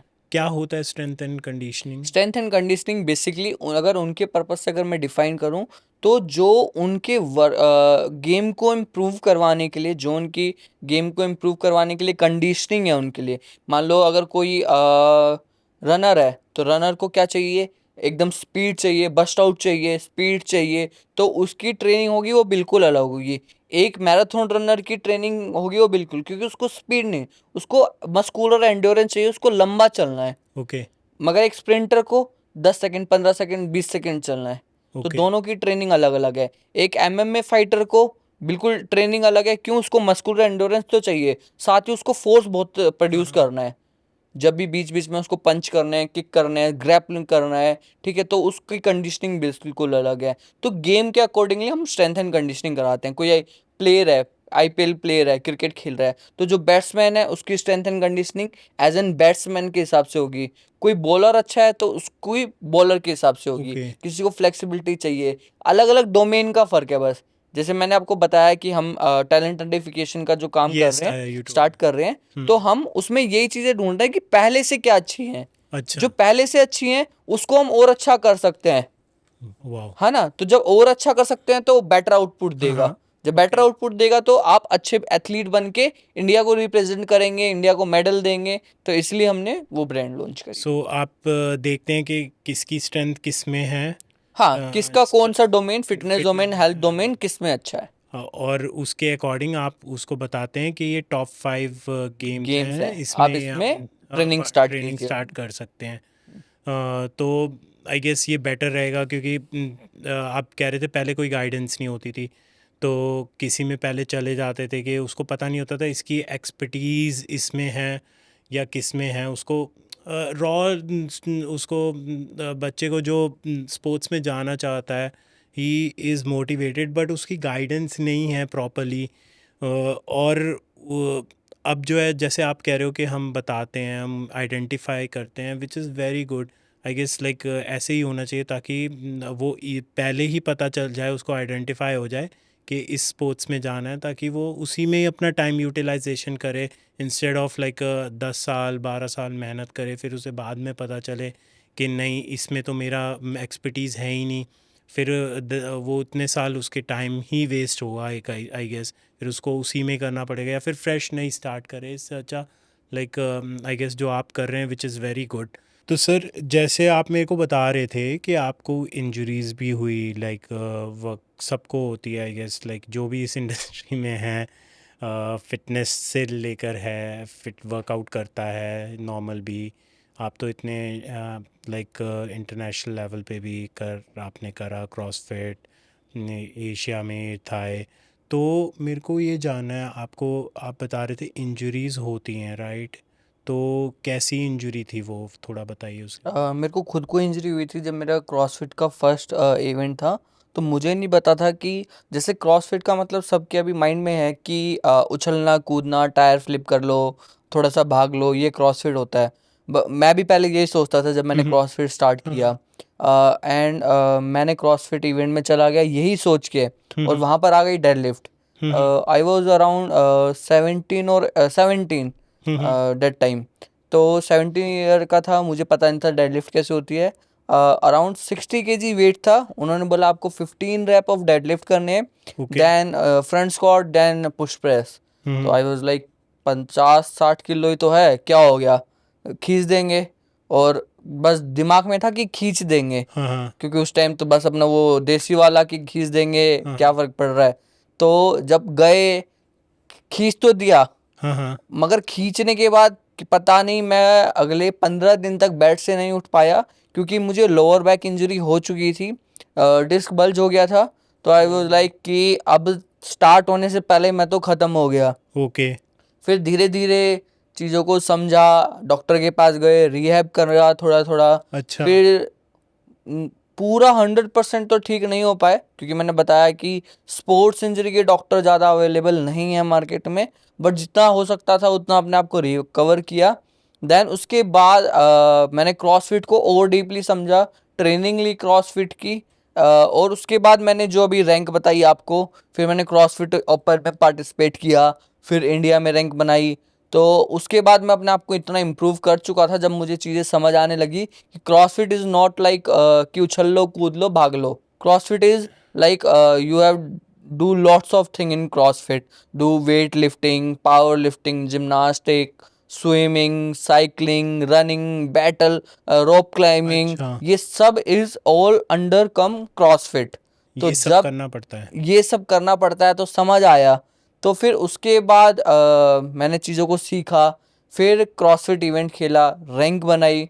फिर उसके बाद भी ऐसा होता रहा कि जो इंजरी हो चुकी है वो प्रॉपर 100% ठीक नहीं हुई। हील नहीं हुई। तो एक क्रॉसफिट रीबॉक ने क्रॉसफिट का इवेंट करवाया था, उसमें मैंने पार्टिसिपेट किया। तो मैं सिर्फ एक अकेला बच्चा था जो सब में छोटा था वहाँ पर। ओके। मैं 17 या 18 साल का हो चुका था तब तक। ओके। तो और उस टाइम पे कोई कैटेगरी थी नहीं कि बच्चों की अलग बना रखी है, बड़ों की। तो मैं बड़ों के साथ खेलता था, क्योंकि बच्चा कोई था ही नहीं, सिर्फ मैं ही था। पूरे इंडिया में बच्चा जो खेल रहा है वो सिर्फ मैं खेल रहा हूँ। क्या एज होती थी जनरली आसपास आपके एथलीट की? 22, 24, 25, 22 मिनिमम टू मिनिमम 22। उसके ऊपर 25, 27 ऐसे थे जो क्रॉसफिट प्रॉपर क्रॉसफिट करते थे। तो उसके बाद जब मैं उनके साथ खेलने लगा, उसमें वेट आ गया 140 kg dead lift. You want to do, मतलब मुझे करने पड़े 10 reps of dead lift, 15 box jump and 15 toes to bar. Toes to bar is just hang on the bar, you just touch your toe on the bar. अच्छा। तो 15 times ये करना था, इसके 7 राउंड्स करने थे। 7 राउंड्स, हाँ। My God. 140, एक आप सोचो कि 140 एक ऐसे बच्चे के लिए जिसका बॉडी वेट है खुद का 58, और उसने कभी इतना ज़्यादा वेट लिफ्ट किया नहीं किया है, नहीं। और उसको 140 kg की डेड लिफ्ट मारनी है, वो not a single rep, it's 10 10 10 10 total 70 reps। तो ऐसे आपको 70 reps करने हैं with the box jump and with the toes to bar. तो ये सब करना था। तो मैंने खींच तो लिया, क्योंकि फिर वही कि खींच तो लेंगे ही, अपने ऐसे दिमाग में सनक तो है ही, खींच तो लेंगे ही। तो उस टाइम पे मैंने वो कर लिया, मैं टॉप 10 एथलीट में सेलेक्ट भी हो गया। बट टॉप 10 एथलीट में सेलेक्ट कैसे हुआ, क्योंकि जान तो है ही, बचपन से मेहनत करी है और ट्रेनिंग कर रहे हैं उस चीज़ की। तो खींच लिया, जीते, क्योंकि एंडोरेंस इतना अच्छा था और अपनी कैपेबिलिटी पे पता था कि हो जाएगा। बट उस इवेंट के बाद मैं अपना कभी 100% दे ही नहीं पाया, बिकॉज ऑफ द इंजरी। उसके बाद मेरे L1, L2, L3, L4, L5, S1, ये क्या लंबर होता 1, है? लंबर 2 अच्छा। बैक की जो डिस्क होती है, लंबर 3, लंबर 4, ओके। लंबर 5, और S1। हाँ। तीनों में डिस्क बल्ज के बाद एक स्टेज होती है डिस्क प्रोट्रूजन। उसमें जो बल्ज होता है, हाँ। ऐसे आपकी बोन है, पीछे हड्डी की, रीढ़ की हड्डी है, हाँ। एक बोन है, उसके बीच दूसरी बोन है, उसके बीच में कुशन टाइप का रबड़ है। हाँ। हाँ। तो वो रबड़ निकल के मेरी बाहर निकल गई थी, 3 की फट के बाहर निकल गई थी। ओ तो गॉड। मुझे डॉक्टर ने बोला था कि आप अब कुछ भी मत करो, अब करोगे तो फिर आप सीधा बेड पे ही जा सकते हो। फिर भी आपने सर फिर करा? भी ट्रेनिंग करी, रिहैब करा, रिहैब कर करके एजुकेशन अपनी इतनी स्ट्रॉन्ग करी, चीज़ों को समझा। जितना एजुकेशन में घुस के चीज़ों को निकाल सकते थे आउटपुट, उतना अपने आप को समझने की कोशिश करी। फिर लोगों से पूछा, डॉक्टर के पास गए, फिर धीरे धीरे रिकवर हुए। बट कभी 100% रिकवर नहीं हो पाया, बट अपना बेस्ट देते देते फिर आज आपके सामने हूँ मैं। इसमें आपने कहा कि रिहैब भी जाना पड़ता है। इसमें भी मैंने तो रिहैब का सिर्फ जैसे जो ड्रग्स एडिक्ट होते हैं, ये सब होते हैं, या किसी की एडिक्शन हुई तो रिहैब जाते हैं। इसमें आपको, आप कह रहे हो डॉक्टर्स भी कम हैं इंडिया में इसके, तो यहाँ आप गए या फॉरेन में गए या यहाँ ही से ट्रीटमेंट लिया? कैसे, कौन क्या ट्रीटमेंट लिया, थोड़ा उसके बारे में बताओ आप। रीहैब सबसे पहले हम बात करते हैं कि रीहैब होता क्या है, क्योंकि किसी का भी हाथ टूटता है, पैर टूटता है, लोग क्या करते हैं, प्लास्टर बंधवाते हैं, उनका हाथ जुड़ गया, बैक टू नॉर्मल लाइफ। कोई भी ये नहीं सोचता कि उसमें जान तो वापस आई नहीं, और वो कि भाई मेरा हाथ टूटा था उसकी वजह से इसमें जान कम है, मेरा पैर टूटा था इसकी वजह से इसमें जान कम है।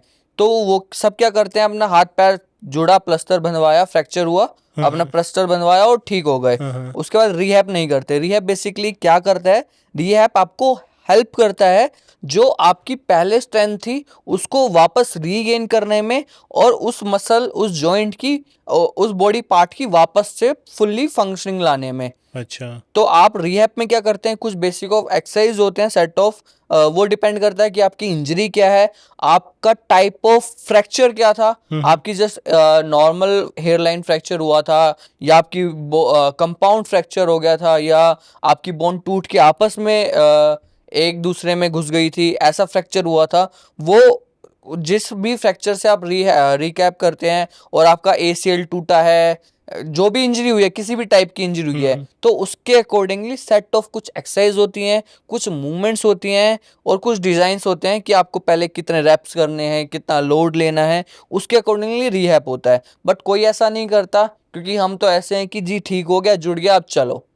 बट रीहैब बहुत ज़रूरी होता है जब भी आप किसी इंजरी से रिकवर करें, क्योंकि अगर आप रिहैब नहीं करेंगे और वापस से आप किसी भी फॉर्म ऑफ एक्सरसाइज या डायरेक्टली कूद जाएंगे, तो आपको दोबारा इंजरी के चांस बहुत ज़्यादा होते हैं। अच्छा। और स्टार्टिंग फेज में मेरे से भी ये गलती हुई कि मैं जैसे ही थोड़ा सा लगा मुझे ठीक हुआ, मैं वापस अपने 100 पोटेंशियल पे जाने की कोशिश करी, क्योंकि रिहैब पता ही नहीं, एजुकेशन है ही नहीं। सभी बहुत सारे Guidance व्यूअर्स को नहीं नहीं पता होगा कि रिहैब क्या होता है। बिल्कुल, आई वाज लाइक शॉक्ड कि रीहैब भी होता है इसमें। हाँ, तो बस यही है रिहैब। जब मुझे भी नहीं पता था तो मैं भी 100% घुस गया, तो वो दोबारा इंजरी हो गई। जब चीज़ें पढ़ी, समझ आया, अच्छे डॉक्टरों के पास बैठे, चीज़ों को समझा, एजुकेशन ली, तो थोड़ा थोड़ा चीज़ों को समझ के अपने आप पे काम किया। और अब भी मैं लोगों को यही कहना चाहूँगा, अगर आपको इंजरी हो, आपको कोई इंजरी हो, तो आप उससे जब मसल प्रॉपर आ जाए, जॉइंट में थोड़ी मोबिलिटी इंप्रूव करने के लिए आपको रिहैब जरूर करना चाहिए, उसकी स्ट्रेंथिंग जरूर करनी चाहिए, उसको पूरा फंक्शनिंग में लाने के लिए। ठीक है सर। तो लाइक इसमें भी रीहैब का जैसे आपने मेरे को बताया, तो ऐसे इंडिया में रीहैब सेंटर्स हैं, कितने हैं होंगे, लाइक आप किस में गए थे? रिहैब सेंटर बहुत सारे हैं, जैसे स्पोर्ट्स इंजरी सेंटर भी है, एम्स वाला, सफदरजंग अगर आपने सुना हो, तो वहाँ पर भी एम्स का है। ऐसे बहुत सारे हैं स्पोर्ट्स इंजरी। बट अगर आपको कोई बेसिक लेवल ऑफ इंजरी है और आप नॉर्मल हैं, तो बहुत इंडिया में बहुत ज़्यादा अच्छे डॉक्टर हैं। बट अगर आप बात करेंगे एज एन स्पोर्ट्स इंजरी की और उस पर उतना रिहैब करने की, तो कहीं ना कहीं इंडिया में थोड़ा कम है कल्चर, लैक कर रहा है। लैक। हो सकता है कि वो डॉक्टर एजुकेशन लेके बाहर चले जाते हो, क्योंकि इंडिया में उतना स्कोप है ही नहीं। जब अच्छा। आपको किसी का पैसे ही नहीं मिलेंगे उतने, तो आप वहां पर काम ही क्यों करना करोगे। राइट। जब लोगों को पता ही नहीं है होता क्या है, स्पोर्ट्स इंजरी का कैसे बैक आउट करते हैं, ठीक है, तो उसके बाद डॉक्टर सोचेंगे भाई मेरी यहाँ पर वैल्यू है ही नहीं, तो मे भी हो सकता है दे मूव टू फॉरेन। इसमें गवर्नमेंट का सपोर्ट कुछ नहीं होता? जो भी मैंने हॉस्पिटल बताया, एम्स का स्पोर्ट्स इंजरी सफदरजंग, वो गवर्नमेंट हॉस्पिटल ही है। बट इतने डॉक्टर्स नहीं होते नहीं, रिहैब के। तो रिहैब में आपको कैसे गाइडेंस देते थे वो लोग? दे जस्ट लाइक कि ये खा लो और थोड़ी बहुत एक्सरसाइज, 2 3, और थोड़ी सी थेरेपी, एंड दैट्स इट। वहाँ का ये कल्चर था। मतलब आपको हेल्प आउट हुआ उससे, रिहैब से, या लाइक आप कुछ उसमें इम्प्रूवमेंट की ज़रूरत है वैसे इंडिया में? नहीं, इंडिया में तो बहुत ज़्यादा इम्प्रूवमेंट की ज़रूरत है। आप देखो किसी भी ओलंपिक एथलीट को कभी इंजरी होती है, या कोई भी बड़ा प्लेयर को किसी को इंजरी होती है, तो किसी का भी इंडिया में रिहैब नहीं होता। सबको इंडिया के आउट ऑफ इंडिया भेजा जाता है, सबके कोचेस बाहर से आते हैं। तो ऐसा क्यों है?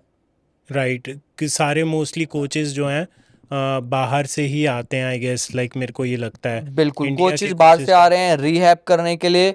जो हमारे एथलीट हैं वो फॉरेन जा रहे हैं। तो अगर यहाँ पर अच्छा होता तो यहीं पर रिहैब होता, यहीं पर उनकी इंजरी ठीक होती। तो इवन ये अपने आप ही दिखा देता है आपको कि कितना अच्छा हमारा रिहैब का सेंटर है, या कितने अच्छे हमारे पास फैसिलिटीज़ हैं। फैसिलिटीज़ हैं, आई गेस, लाइक अभी भी लाइक जो स्पोर्ट्स प्लेयर होते हैं वो सर्जरीज़ के लिए तो अब्रॉड ही जाते हैं, तो आप कभी ऐसे वर्क लाइक जो आपके कॉम्पिटिशन्स हैं ये सब हैं, इसके लिए आप बाहर गए थे कभी इंडिया से ऐसे?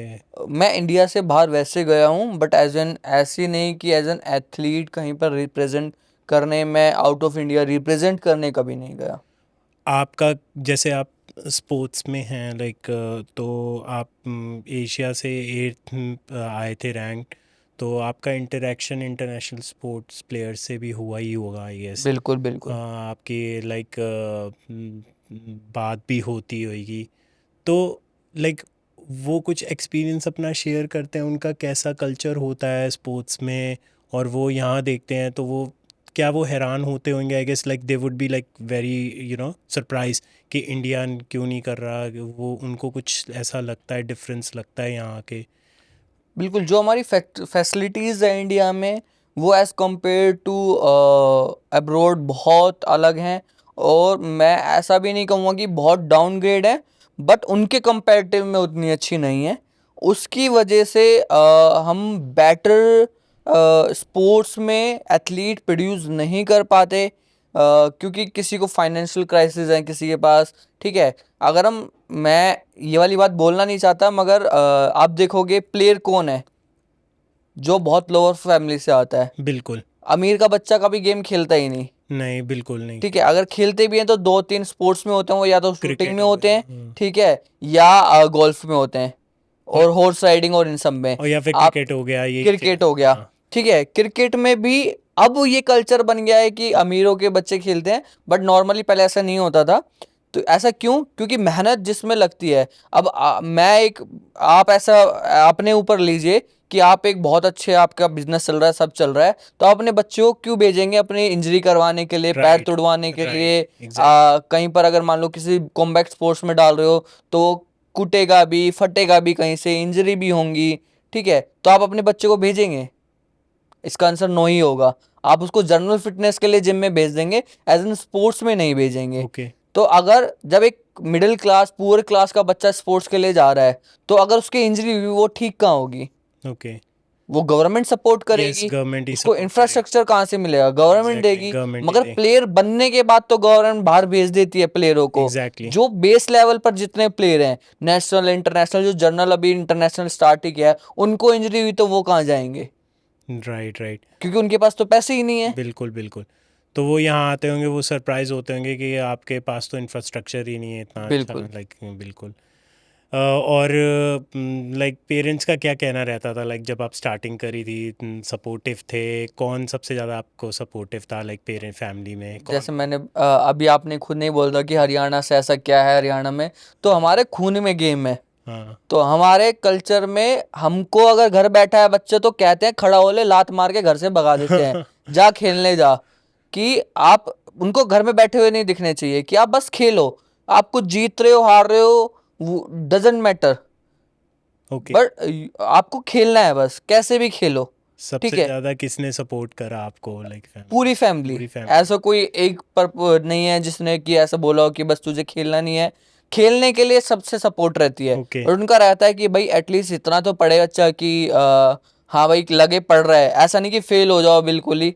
तो वो बैलेंस चीजें हो जाती है। बट स्पोर्ट्स के लिए कभी किसी ने नहीं बोला कि पढ़ाई नहीं करनी है, मतलब पढ़ाई नहीं कर पा रहा, स्पोर्ट्स छोड़ दे। तो ऐसा हमारे यहाँ होता ही नहीं है। अच्छा, वो मोटिवेट करते थे पूरा बिल्कुल प्रॉपर। बिल्कुल। तो आपने पीएचडी करी जैसे स्पोर्ट्स साइंस में, तो उसमें क्या आप क्या क्या फोकस रहता था आपका उस टाइम पे generally PhD science sports science में? बेसिकली पीएचडी में जो मेरा मेन टॉपिक था कि क्रॉसफिट फंक्शनल ट्रेनिंग जो है, वो किस तरीके से हेल्प कर सकती है वेट लिफ्टिंग के एथलीट को उनकी परफॉर्मेंस में इम्प्रूव करने के लिए। हाँ तो सबका एक सर्टेन टॉपिक रहता है, तो मेरा टॉपिक ये था। ओके। और बाकी जो आजकल जैसे मैं देख रहा हूँ, डिप्रेशन बहुत है, एंजाइटी बहुत है, like I don't know tier 2 tier 3 cities में तो नहीं पता, बट मेट्रोपॉलिटन सिटीज़ में, टियर 1 सिटीज़ में बहुत ज़्यादा लोगों को डिप्रेशन है। जैसे जैसे वर्किंग कल्चर है आजकल बहुत स्ट्रेसफुल है, उनके ऑफिसेज में या बिजनेस में बहुत ज़्यादा स्ट्रेस है।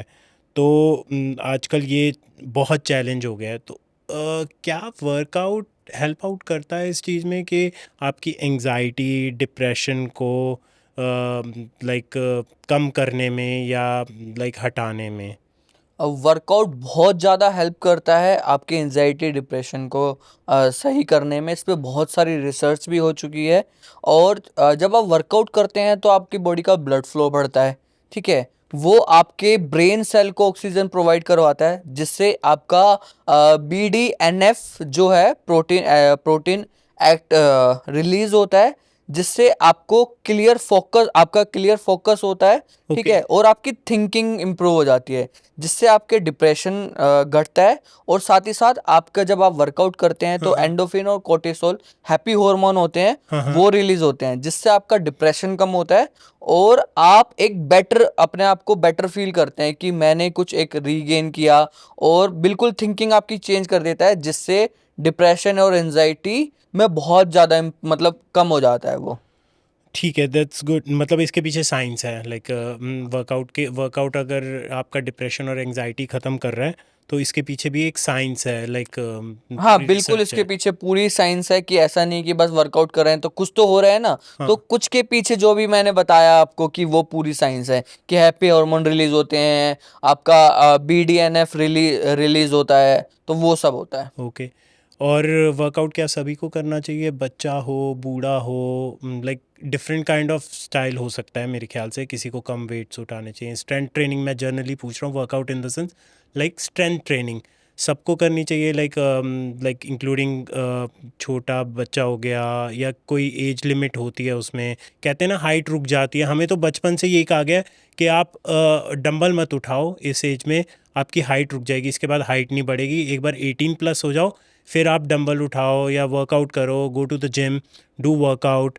बिफोर दैट आप रनिंग करो, या आप लाइक लटको पार्क में जाके आउटडोर गेम्स खेलो instead of going to the gym.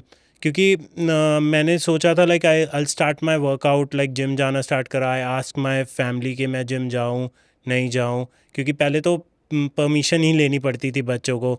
आजकल के बच्चे होते हैं कि परमिशन लिए बिना खुद कर लेते हैं ज्वाइन, हर जगह अपनी चीज़ कर लेते हैं। तो उस टाइम पे ये होता था कि you need to take proper permission from your family कि वर्कआउट करना है पेरेंट्स से।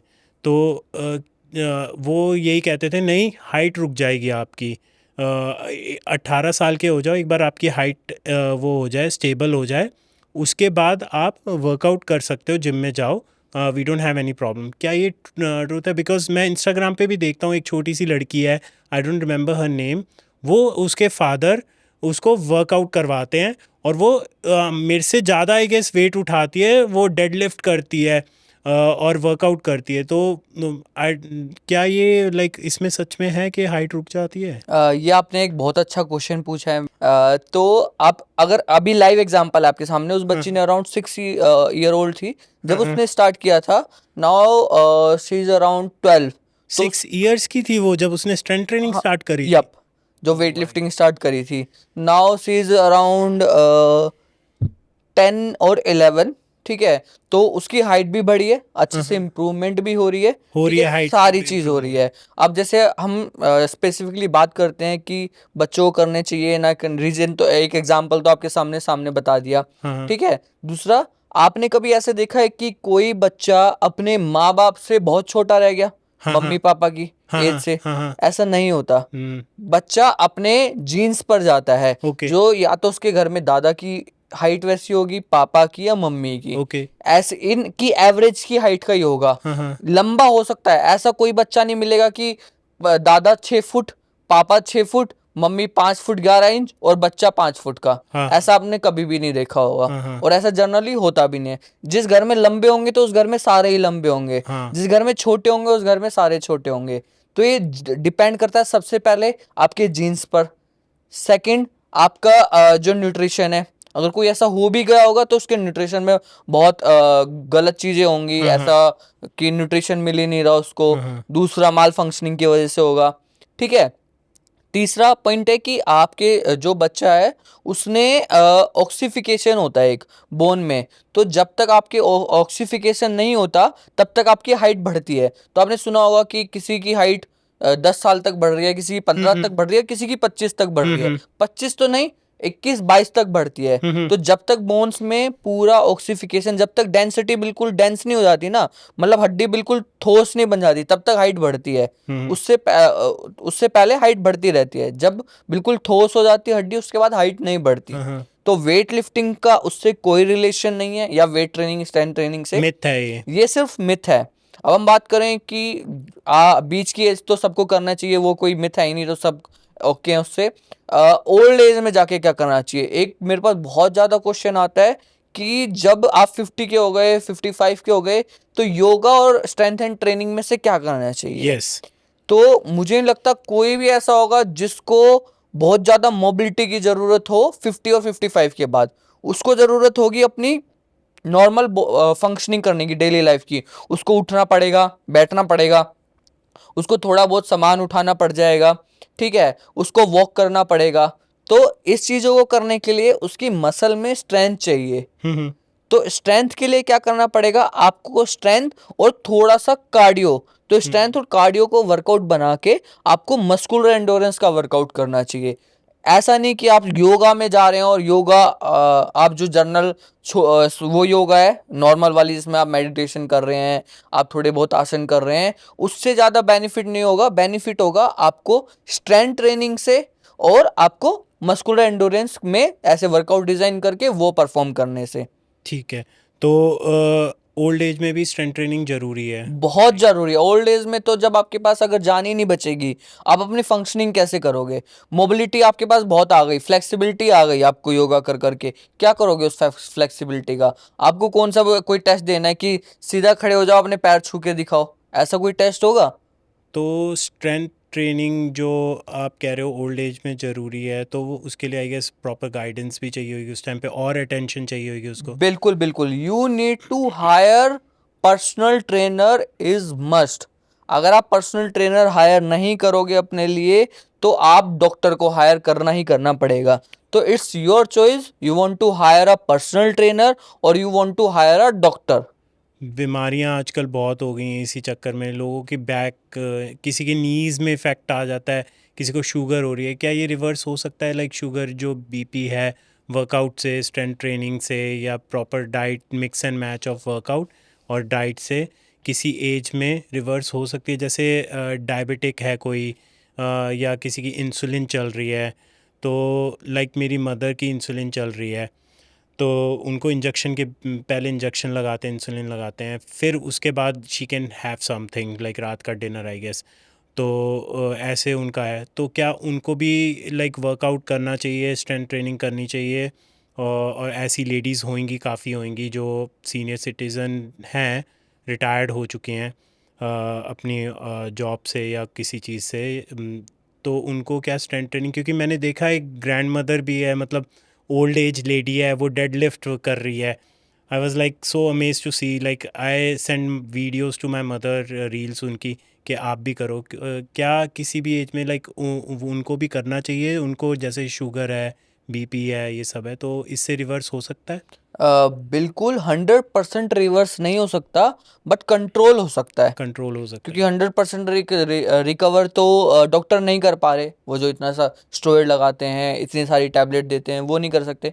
तो हम उन चीज़ों को क्योर कर सकते हैं with the help of diet and workout. Workout हम से। उसको कंट्रोल करके आगे के लाइफस्टाइल को बहुत बेटर कर सकते हैं। बट स्टार्टिंग में थोड़ा सा प्रॉब्लम्स आएंगी, क्योंकि आपकी बॉडी एकदम नॉर्मल स्टेज पे है। आप कुछ करेंगे तो आप पहले फील करेंगे, आपने जैसे बताया फील, सिंग और हाँ हाँ हाँ हैबिचुअल, हाँ। ठीक है। तो पेन होगा पहले स्टार्टिंग में, तो वो स्टार्टिंग में थोड़ा सा एक टाइम पीरियड रहेगा, ठीक है। उसके बाद उनकी बॉडी जब अडेप्ट कर लेगी तो बहुत अच्छी कंडीशन होगी। और एक जनरल बहुत प्रॉब्लम होती है फीमेल्स में ऑस्टियोपोरोसिस की, हड्डियों में जान कम हो जाती है अच्छा, जैसे जैसे उम्र बढ़ती है, ठीक है। वो किस तो एज के बाद सर्टेनली होती अराउंड है? 40-45। 45 के बाद होती है, 45 तो उसमें क्या होता है सर जनरली? हड्डियों में हड्डियों का जो डेंसिटी है वो कम हो जाती है, जिसकी वजह से उनकी बोन्स में जान कम होती है, मसल मास डिक्रीज होने लग जाता है। ओके। तो उनके लिए वेट ट्रेनिंग इज मस्ट। जैसे मेरी मॉम का, जनरली अपने एक्सपीरियंस से बता रहा हूँ कि उनके घुटने बहुत दर्द करते हैं, तो वो क्या वो उसी वजह से होते हैं कि वो स्ट्रेंथ ट्रेनिंग कभी करी नहीं लाइफ में? बिल्कुल बिल्कुल, अगर देखो आप सपोर्ट करे, आपका मसल मास सपोर्ट करेगा किसी चीज को, मतलब ये एक वन ऑफ द रीजन है। रीजन 100 चीज होते हैं हर हाँ हाँ, चीज के, एग्जैक्टली। मगर ये एक बहुत बड़ा रीजन है कि आप मसल सपोर्ट नहीं कर रहे, मसल है ही नहीं, तो आपके किसी दूसरे पार्ट को एक्टिव होना पड़ेगा। जब आपका मान लो हाथ काम नहीं कर रहा, लेफ्ट नहीं कर रहा, तो राइट नहीं कर रहा किसी चीज के लिए, तो आपको लेफ्ट से काम करना पड़ेगा, है ना। तो जब आपकी मसल है ही नहीं, उतनी स्ट्रेंथ है ही नहीं, तो आपकी नी पर ज्यादा लोड आएगा। ओके। जब नी पर लोड आने लग गया, आपका वेट भी इंक्रीज हो रहा है, हाँ फिर हाँ नी पर और लोड आ रहा है, हाँ हाँ। स्ट्रेंथ तो है ही नहीं मसल में हम्म उस लोड को बियर करने की, हम्म नीज पे आ रहा है, तो धीरे धीरे नी पेन में कन्वर्ट हो जाता है, फिर नी में इंजरी हो जाती है, फिर वो इंजरी बहुत लंबी चलती है। अगर स्ट्रेंथ होगी तो वो उसको क्योर कर लेंगी, ठीक है। तो स्ट्रेंथिंग जी, अगर आप किसी के नीज में भी दिक्कत है, वो स्ट्रेंथिंग करते हैं धीरे धीरे धीरे, तो वो भी बहुत बेटर हो जाते हैं।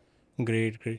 तो अभी अगर वो वर्कआउट करना स्टार्ट करेंगे, या फिर कोई भी ओल्ड लेडी जिनकी नीज़ में इश्यूज हैं, शुगर है, बीपी है, तो वो इम्प्रूव कर सकती हैं स्ट्रेंथ ट्रेनिंग से, वर्कआउट कर सकती हैं? आप किसी भी एज में वर्कआउट को स्टार्ट कर सकते हैं। ओके। मे बी फॉर्म अलग अलग हो सकती है, it's according to your need और okay. Your current stage, okay. ठीक है। हो सकता है जैसे मेरे दादा दादी, हाँ हाँ वो 85 के अराउंड, हाँ हाँ। और वो अभी भी आप बोलोगे ना कि कहीं पैदल जाना है बहुत लंबा, कुछ वेट उठाना है, तो बहुत इजीली कर पाएंगे, ओके। ठीक है। क्यों? क्योंकि वो देसी उसमें रहे हैं, उन्होंने उनका हाथ पैर चलते रहे, उन्होंने काम किया, तो हम्म उनकी स्ट्रेंथ बिल्ट हुई हम्म और उनको खाना पानी अच्छा मिला, ठीक है, तो उनका सब कुछ काम कर रहा है। वहीं पर हम कंपेयर करें मेट्रो सिटीज से, हम्म। जो 60 पे भी जा रहे हैं, 65 पे जा रहे हैं, हाँ हाँ।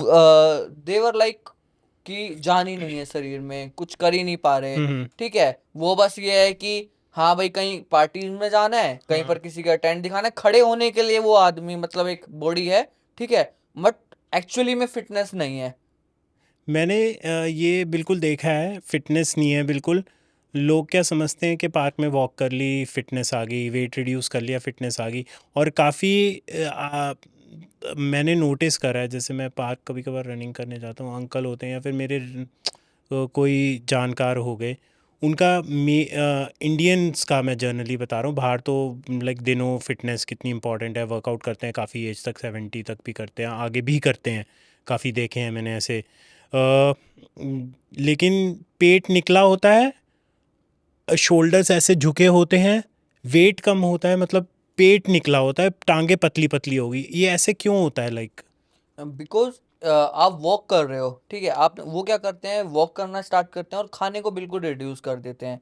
आपको न्यूट्रिशन मिल नहीं रहे सबसे पहले, हाँ हाँ क्योंकि आपको खाना कम करने का मतलब है कि आपने खाना छोड़ दिया हाँ और आप पत्ते खा रहे हो या कुछ बॉइल्ड चीजें खा रहे हो, दो तीन चीजें, आपने बैलेंस डाइट नहीं ली। हाँ हाँ। बैलेंस डाइट मतलब जिसमें कार्ब्स भी पूरे हों, मल्टीविटामिन भी, न्यूट्रिशन भी पूरे हों, आपके फैट भी हो, प्रोटीन भी हो। प्रोटीन भी हाँ हो। हाँ। उन्होंने क्या किया, डाइट का मतलब वेट कम करना है मुझे, पार्क में चलते रहो और खाना गायब कर दो, तो आपका वेट ऑटोमेटिकली रिड्यूस हो जाएगा। बट आप में स्ट्रेंथ कभी बिल्ड करी नहीं आपने, ठीक है, आपने अपने हर्ट को वैसे ट्रेन करा नहीं, तो आपके पास इंजरीज आएंगी इन फ्यूचर। और आपके जो ज़्यादा वॉक करते हैं, मैं आई थिंक मेरी बात से रिलेट कर पाएंगे, जो भी 40 से अबव हैं या 45 से अबव हैं, जो पार्क में वॉक करते हैं मोस्टली, उनके नीज में दर्द होने लग जाता है एक टाइम के बाद। ऐसा क्यों?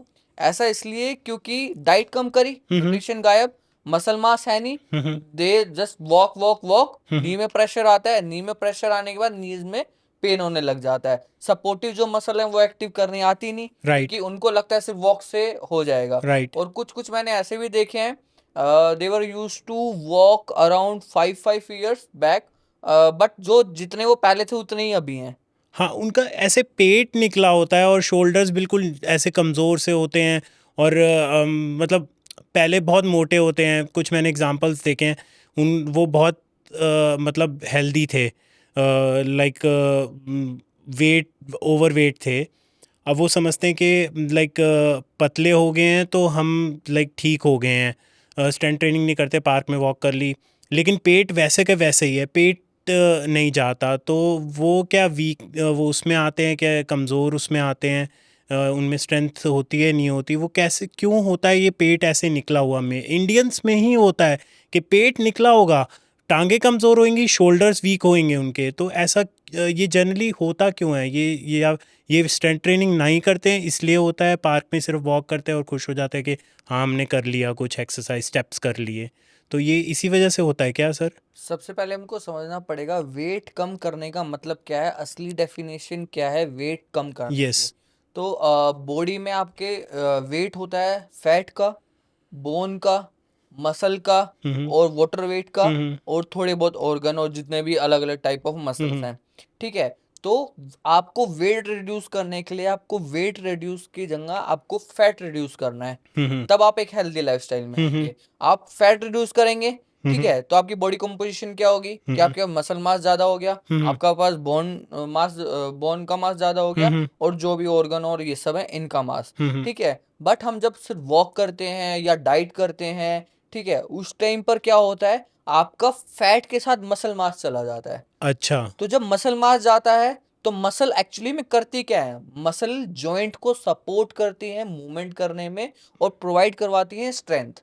अच्छा। जब आपने फैट तो गया गया, मसल मास भी चला गया, ठीक है, तो सपोर्ट कौन करेगा? हम्म। आपके पास सपोर्ट बची नहीं मसल मास की, आपके पास मसल बची ही नहीं, तो आप धीरे धीरे आपकी बॉडी का स्ट्रक्चर बिल्कुल अलग हो जाएगा।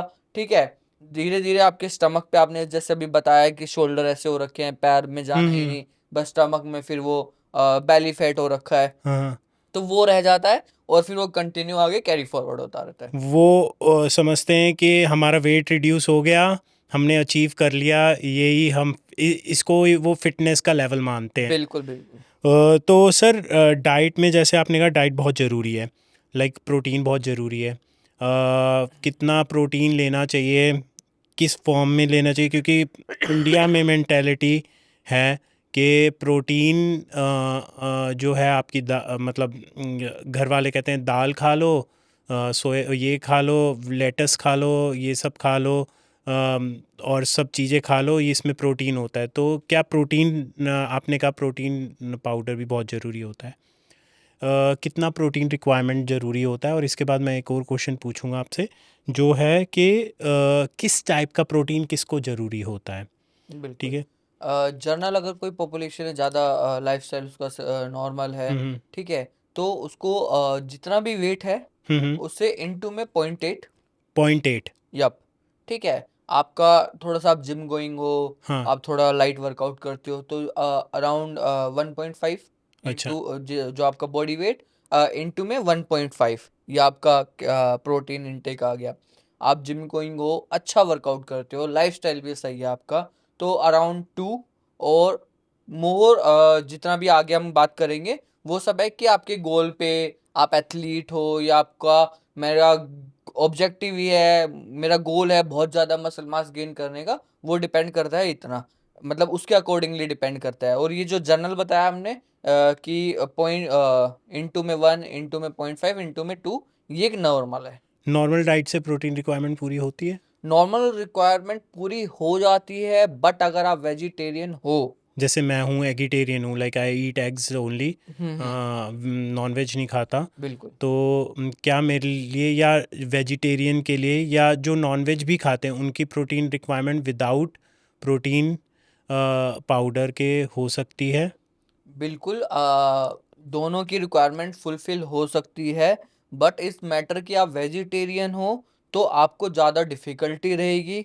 आपको प्रोटीन के साथ आपका कार्ब्स इंटेक भी बढ़ जाएगा, क्योंकि ऐसा प्रोटीन में, वेजिटेरियन में ज़्यादा ऐसा कुछ नहीं है जो क्लियर सिर्फ प्रोटीन दे पाए। ओके। जैसे अगर आप नॉन वेजिटेरियन खा रहे हैं तो आपने चिकन खा लिया, यस। ठीक है, तो प्रोटीन आ गया, लेस ऑफ कार्ब्स, यस। ठीक है। बट वेजिटेरियन में इतना कुछ है नहीं, हमारे पास ओके। ऑप्शंस नहीं है। ओके। और अगर ऑप्शंस हैं भी तो उसकी बायोबिलिटी कम है। बायोबिलिटी इन द सेंस कि मैंने 10 ग्राम प्रोटीन खाया, तो जो हमारी बॉडी डाइजेस्ट कर रही है वो 6 ग्राम या 7 ग्राम, 5 to 6 ग्राम है। हम्म। बट अगर उसी कंपेयर में मैं चिकन खा रहा हूँ, तो उसमें अगर मैंने 10 ग्राम्स ऑफ प्रोटीन खाया, तो वो अराउंड 8 ग्राम्स ऑफ प्रोटीन आप बॉडी आपकी ऑब्जर्व कर ले रही है। हम्म। तो ये डिफ़िकल्टी लेवल थोड़ा सा चेंज हो जाता है कि अगर आप वेजिटेरियन है तो थोड़ा मुश्किल होगा, आप नॉन वेजिटेरियन है तो थोड़ा आसान रहेगा। अब हम प्रोटीन की बात करें कि प्रोटीन किस किस तरीके के आते हैं, जैसे प्लांट बेस्ड प्रोटीन है, यस। वे प्रोटीन है, एक आइसोलेट आता है और एक कॉन्सेंट्रेट आता है। यस। ठीक है, प्लांट बेस्ड उनके लिए ज़्यादा इफेक्टिव रहता है जो वेगन है। अच्छा। ठीक है, जिनको बट उसका बायोबिलिटी और डाइजेस्ट में थोड़ी सी दिक्कत आती है प्लांट बेस्ड में, क्योंकि कभी कभी क्या होता है उसमें फाइबर इंटेक ज़्यादा होते हैं। अच्छा। प्रोटीन में, प्लांट बेस्ड प्रोटीन में फाइबर ज़्यादा होते हैं, तो वो आपको कभी कभी, आपने कभी खुद भी पिया हो तो ब्लोटिंग टाइप सा लगता है। यस, मेरे को पहले मैं प्लांट बेस्ड प्रोटीन लेता था, मैं अपना एक्सपीरियंस ही बता रहा हूँ। मेरे वैसे भी स्टमक का थोड़ा इशू रहता है, तो मैं फाइबर भी अच्छे बैलेंस करके लेता हूँ डाइट। अब ठीक है, जब से मैंने बैलेंस करके डाइट लिया है, पूरा मॉनिटर करा, तो अब मैं आइसोप्योर आइसोलेटेड प्रोटीन लेता हूँ। तो मैं यही पूछना चाहता हूँ किसका किस हिसाब से प्रोटीन किसको लेना चाहिए। तो लाइक ब्लोटिंग इश्यूज रहते थे, मेरे को भी रहे थे, सबको आई गेस कभी ना कभी हुए हैं ब्लोटिंग इश्यूज। तो इसको इम्प्रूव करने के लिए किस टाइप का, किस बॉडी टाइप को मेरे को थोड़ा सा गाइड करिए कि इस बॉडी टाइप को इस टाइप का वे प्रोटीन होता है, आइसोलेटेड प्रोटीन होता है, कौन सा किस बॉडी टाइप के लिए ज़रूरी होता है। बिल्कुल बिल्कुल। ये क्वेश्चन अच्छा है। जैसे मान लो आप वेगन हैं, तो आपके पास ऑप्शन कम हो जाते हैं, तो आपके राइट। पास प्लांट बेस्ड बचता है। यस। बट अगर आप नॉर्मली वेगन नहीं हैं, हम्म। तो आपके लिए सबसे पहला चॉइस होना चाहिए वे आइसोलेट। वे ठीक है, तो आइसोलेट। आइसोलेट प्रोटीन में क्या होता है, कार्ब्स ना के बराबर होते हैं, हम्म। बट इकोनॉमिकली वो थोड़ा सा एक्सपेंसिव होता है एज हम्म। कम्पेयर टू वे कॉन्सेंट्रेटेड से। ठीक है, अगर आप सपोर्ट करती है आपकी पॉकेट आपको, तो आपको वे आइसोलेट पे जाना चाहिए। बेस्ट होता है वो। बेस्ट होता है क्योंकि कार्ब्स कम है। जो आइसोप्योर आइसोलेटेड प्रोटीन है वो वही बात कर रहे हैं हम। बिल्कुल बिल्कुल, अच्छा। आइसोप्योर। आइस आइसोप्योर भी, आइसोप्योर आइसो सेंसेशन एक कंपनी है वो, अच्छा। जो सिल्वर कलर का बॉक्स हाँ आता है। हाँ हाँ बट हाँ। आइसोप्योर एक फॉर्म ऑफ प्रोटीन है। अच्छा। ठीक है, जो वे आइसो, वो अलग अलग ब्रांड में आपको इजिली मिल जाएगा। ओके। और वे कॉन्सेंट्रेटेड में क्या है, आपको उसमें थोड़ा कार्ब्स भी ऐड ऑन होते हैं, और हम्म। वो आपकी पॉकेट उसमें थोड़ा नीचे डाउनग्रेड में आ जाता है, ओके। तो थोड़ा सा सस्ता पड़ जाता है आपको। ओके। वो भी बहुत बढ़िया होता है, और वो उनके लिए तो बहुत ही बढ़िया है जिनको मसल मास और साथ में वेट गेन करना है। हम्म। अगर आपको फैट रिड्यूस करना है तो आप वे आइसोलेट की तरफ ही जाएं, आप तो देखें ही ना ऑप्शन में। जो लीन बॉडी चाहते हैं, लीन मसल लोग जो मोटे हैं और पतले होना चाहते हैं बिल्कुल, वो बिल्कुल, तो आइसोलेट पे ही जाएं। जो अ, पतले हैं बिल्कुल, जैसे जिनकी जेनेटिकली लीन होती है बॉडी, बिल्कुल पतले होते हैं, तो हाँ, उनको वो कौन सा वे कॉन्सेंट्रेट। वे कॉन्सेंट्रेट रहे। ठीक है, तो इस टाइप से बॉडी टू बॉडी टाइप होती है, प्रोटीन लेना चाहिए। बिल्कुल। एक और क्वेश्चन आता है, जैसे वर्कआउट करते हैं लोग, कोई मॉर्निंग में करता है, कोई इवनिंग में करता है, क्या किसके लिए क्या रेकमेंडेड होता है? जैसे आपने प्रोटीन का तो बता ही दिया कि लाइक पतले के लिए ये वाला प्रोटीन होता है, जो हेल्दी होता है उसके लिए आइसोलेटेड बिल्कुल प्रोटीन होना चाहिए। तो वर्कआउट भी मेरे को थोड़ा सा बताइए कि मॉर्निंग में बेटर रहता है या इवनिंग में बेटर रहता है, कैसे कर सकते। इसका अगर मैं जर्नल उसमें और प्रैक्टिकली आंसर दूं, तो वर्कआउट जब बढ़िया होता है जब आपके पास टाइम हो। हाँ, ये तो है। जब आपको टाइम मिल जाए और जिसमें आपका शेड्यूल सेट हो जाए, तो वो टाइम कब। बहुत बढ़िया रहता है। बट अगर आप साइंटिफिकली बात करेंगे, हाँ, वो साइंटिफिकली आपको सर। आप उसको ढंग से फॉलो नहीं कर पाओगे। हाँ हाँ। बट वो होता है दिन का टाइम। मॉर्निंग का। मॉर्निंग मॉर्निंग का नहीं, आफ्टरनून का टाइम। आफ्टरनून का। मॉर्निंग से थोड़ा सा आगे, अराउंड 12 बजे के आसपास। क्यों? हमारी जो बॉडी है वो सन के अकॉर्डिंग चलती है। अच्छा। हाँ, जो हमारे हार्मोन होते हैं वो अपने हाई प्रोडक्शन पे कब होते हैं, जब सनराइज हो जाता हाँ है। हाँ। तो सनराइज पे जब सन बिल्कुल आ जाता है सर पे, तब। ठीक है, तो वो आफ्टरनून का होता है। बट आफ्टरनून में कोई वर्कआउट ही नहीं कर सकता, इसीलिए वर्कआउट क्यों नहीं कर सकता, ऐसा नहीं नहीं कर सकता, बट प्रैक्टिकलिटी में सब जॉब जाते हैं, बिजनेस करते हैं, या कुछ ना कुछ काम कर रहे होते बीच हैं में अपना। कैसे अपना टाइम निकालें वर्कआउट के लिए, राइट। हाँ, तो सबसे बढ़िया वर्कआउट का टाइम होता है जो आप कंसिस्टेंसी के साथ फॉलो कर पाए। हो सकता है वो मॉर्निंग का हो सकता है वो दिन का हो सकता है वो लेट नाइट का हो। ठीक है, तो नहीं, जैसे अगर इफ़ ऑप्शन दिया जाए मॉर्निंग वर्कआउट या इवनिंग वर्कआउट, दोपहर का तो like afternoon workout is like practically not possible, क्योंकि सबकी, किसी की जॉब होती है, किसी की बिजनेसमैन का ये होता है टाइम निकाले, या जॉब वाले का बीच में ब्रेक लेके आके। आजकल तो ऑफिसेज में भी जिम्स होते हैं, मैंने देखा है कॉर्पोरेट का, काफ़ी कॉर्पोरेट कल्चर अच्छा हो गया कि वो फिटनेस को प्रमोट करते हैं, कि आपको टाइम देते हैं कि आप वर्कआउट करो and all. I know few friends like जो बीच में अपने ऑफिस से लाइक अपने ऑफिस में ही वर्कआउट करते हैं, फिर वो सारा वो जो उन्होंने वहाँ सिस्टम बना रखा है, फिर जाते हैं, फिर काम स्टार्ट करते हैं। बट किसी किसी को नहीं होता, ये प्रिविलेज नहीं है, तो उनको मॉर्निंग या इवनिंग आप क्या रेकमेंड करेंगे? देखो, आप मेरे से एक बेस्ट आंसर बेस्ट चाहते हो, बेस्ट। मॉर्निंग या इवनिंग, तो मेरा आंसर, इसका बेस्ट आंसर है मॉर्निंग और इवनिंग दोनों। जब मॉर्निंग। आपकी बॉडी, क्योंकि हर पर्सन की बॉडी अलग होती है, और किसी की मॉर्निंग में बहुत ज़्यादा एक्टिवली परफॉर्म करती है और किसी की इवनिंग में। आपने सुना होगा कोई नाइट आउल होता है, कि किसी को नाइट में उसकी प्रोडक्टिविटी बहुत अच्छी है। मेरे को कोई 10 बजे के बाद छेड़ के दिखाए, मैं तो सो जाता हूँ। ठीक है, वो मतलब आपका कहने का मतलब है कि जिसकी बॉडी जिस टाइम पे अच्छी एक्टिव रहे और बिल्कुल, टाइम हो उस टाइम पे वर्कआउट, लेकिन वर्कआउट करते रहना चाहिए। बिल्कुल। ठीक है सर। और लाइक मेरे को यही जानना था, आप SCM फिटनेस एकेडमी के फाउंडर भी हैं, तो वो क्या उसका लाइक उसमें आप कोचेस को ट्रेन करते हैं, राइट? तो आप क्या देखते हैं लाइक उसमें कोचेस में क्या होना चाहिए, टैलेंट क्या होना चाहिए कि वो आए? क्या टैलेंट ऐसा देखते हैं आप कोचेस में?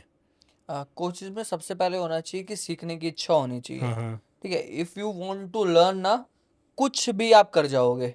ठीक है, राइट। अगर आपको, आप किसी, ऐसा नहीं है कि सिर्फ फिटनेस इंडस्ट्री में, आप किसी भी फील्ड में हैं तो, ठीक है, तो हमारा मेन फोकस रहता है, जो बच्चा सीखना चाहता है वी आर वेलकमिंग। ठीक हम्म। है, और हम उसको अपने बेस्ट से बेस्ट आउटपुट पे, उसका बेस्ट से बेस्ट आउटपुट निकाल के उसको देते हैं। ओके। तो आपने बताया था वो जो लड़की है, मैं सॉरी उससे थोड़ा अर्शिया। अर्शिया, थोड़ा डाइवर्ट हो गए हम क्वेश्चंस में। अम, तो वो जब आपके पास आई थी, क्या माइंडसेट लेकर आई थी? उसका ऐसे मोटिवेशन अलग सा क्या था उसका? आई एम श्योर फैमिली की तरफ से भी बहुत सपोर्ट रहा होगा। तो उसके आई गेस डैड उसको सपोर्ट करते हैं, वर्कआउट करवाते हैं प्रॉपर, तो उसका क्या माइंडसेट था जब वो आई थी? एक्चुअली क्या होता है ना, बच्चे का माइंडसेट बाद में बनता है, घर वालों का पहले बनता है, जब एक ऐसी एज में होते हैं। हाँ हाँ, तो एग्जैक्टली। उनके घर वालों का मेंटली था कि हाँ भाई मुझे करवाना है, करना है। तो वो उसके फादर भी बहुत अच्छा अपना जिम विम चलाते हैं और सर्टिफिकेशन भी ही कर इज़ रखी ऑल्सो है। I guess in to fitness हाँ लाइक आई हाँ, गेस। सेम प्रोफेशन, तो उसकी वजह से वो वैसा कल्चर बना, और देवर लाइक कि करवाना है, करना है, करना है, तो बस।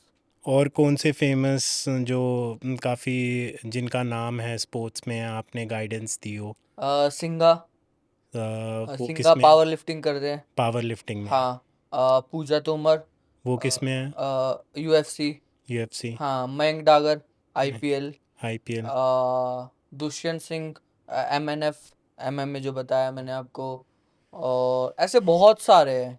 इनका माइंडसेट क्या डिफरेंट होता है सर, क्योंकि जनरल लोगों से कि ये अलग ही निकलते हैं बिल्कुल। इनका माइंडसेट है कि लाइक मुझे तो सिर्फ यही करना है। इनका जैसे क्या होता है, आपको कभी इंजरी होगी, आपको वर्कआउट में पेन होगा, तो यू वर लाइक चल अब थोड़ा रुक जाते हैं, अब तो स्टार्ट हुआ है। हाँ तो दोनों में अलग डिफरेंस है, कि अब तो थोड़ा रुक जाते हैं और अब तो स्टार्ट हुआ है। हाँ हाँ। तो ओके। ये जब पेन स्टार्ट हुआ है, तो आप, कोई नॉर्मल बोलेगा कि पेन हो रहा है रुक जाते हैं, या मतलब pain in the sense soreness हो गई, या फटीक लेवल हो गया। तो जब कोई एथलीट ट्रेन करता है, तो या जिसके माइंडसेट ऐसा होता है, तो वो ऐसे बिलीव करता है कि अब तो स्टार्ट हुआ है, अब तो और मजा आएगा। तो ये माइंडसेट रहता है। इनमें बहुत जोश होता है करने का बिल्कुल, कुछ ना कुछ, तभी वो आज इस लेवल पे हैं, और लाइक जनरल लोग ऐसे इस लेवल पे हैं। अलग ही लेवल का उनका वो करने का कुछ ना कुछ होता है, मोटिवेशन होता है कि करके दिखाना है हमें, कंट्री के लिए रिप्रेजेंट करना है। I guess that's different mindset. बिल्कुल, बिल्कुल। तभी वो अलग निकलते हैं, स्पोर्ट्स प्लेयर होते हैं और जनरल में नहीं होते। That's good. सो सर, जैसे लाइक अब अक्टूबर आ गया, आज 29 है, और अक्टूबर आ गया है, फिर अक्टूबर, नवंबर, दिसंबर, उसके बाद 2026 है। आपकी जो फिटनेस एकेडमी है, राइट, SCM फिटनेस एकेडमी, उसका क्या टारगेट रहेगा? और उसका टारगेट के साथ साथ मैं आपका भी पूछना चाहूँगा कि क्या टारगेट रहेगा आपका 2026 का? एजेंडा, मैनिफेस्ट कह लो या न्यू ईयर रेजोल्यूशन कह लो। क्या आपका, पहले आप अपनी एकेडमी का बताइए, फिर अपना खुद का बताइए। देखो, बिजनेस और बिजनेसमैन अलग अलग नहीं चलते। वो एक ही क्या बोलते हो, ढाल के एक ही उस पे सवार होते हैं, नाव राइट। पे। तो फिटनेस में अगर सैम फिटनेस एकेडमी की या मेरी पर्सनली बात करो, तो अभी का गोल है 2026 का, हम अपने कोर्सेज में बहुत सारी टेक्नोलॉजी इम्प्रूव करें, बहुत सारे कोर्सेज को ऐड ऑन करें, और मार्केट में बेस्ट से बेस्ट नॉलेज प्रोवाइड करें, और ना कि इंडिया लेवल पर बट ग्लोबल लेवल पर, हम्म। और अपना बेस्ट आउटपुट दें, और ज़्यादा से ज़्यादा कोचेस प्रोड्यूस करें जो हेल्प करें फिटनेस प्रोफेशनल्स की। साथ साथ जो जनरल क्लाइंट्स हैं फिटनेस प्रोफेशनल की, तो हम हेल्प करेंगे, और जो फिटनेस प्रोफेशन हम ट्रेन करेंगे वो पॉपुलेशन की, जो जनरल पॉपुलेशन है या किसी फील्ड में फिटनेस में है कैसे भी, उनकी बहुत ज़्यादा हेल्प करके उनका बेस्ट वर्जन दें। तो 2026 ऐसा होना चाहिए कि हमारे कोचेज लोगों को उनका बेस्ट वर्जन निकाल के दें। एंड ये कैसे आपने स्टार्ट करा, आपके माइंड में कैसे आया ये एकेडमी का स्टार्ट करने का? बेसिकली जैसे मैंने आपको आंसर पहले ही दिया था इसका, हम्म। कि जब मुझे लगा कहीं मार्केट में गैप है। एक बिजनेस तभी स्टार्ट होता है जब एक बिजनेसमैन को गैप दिखता है।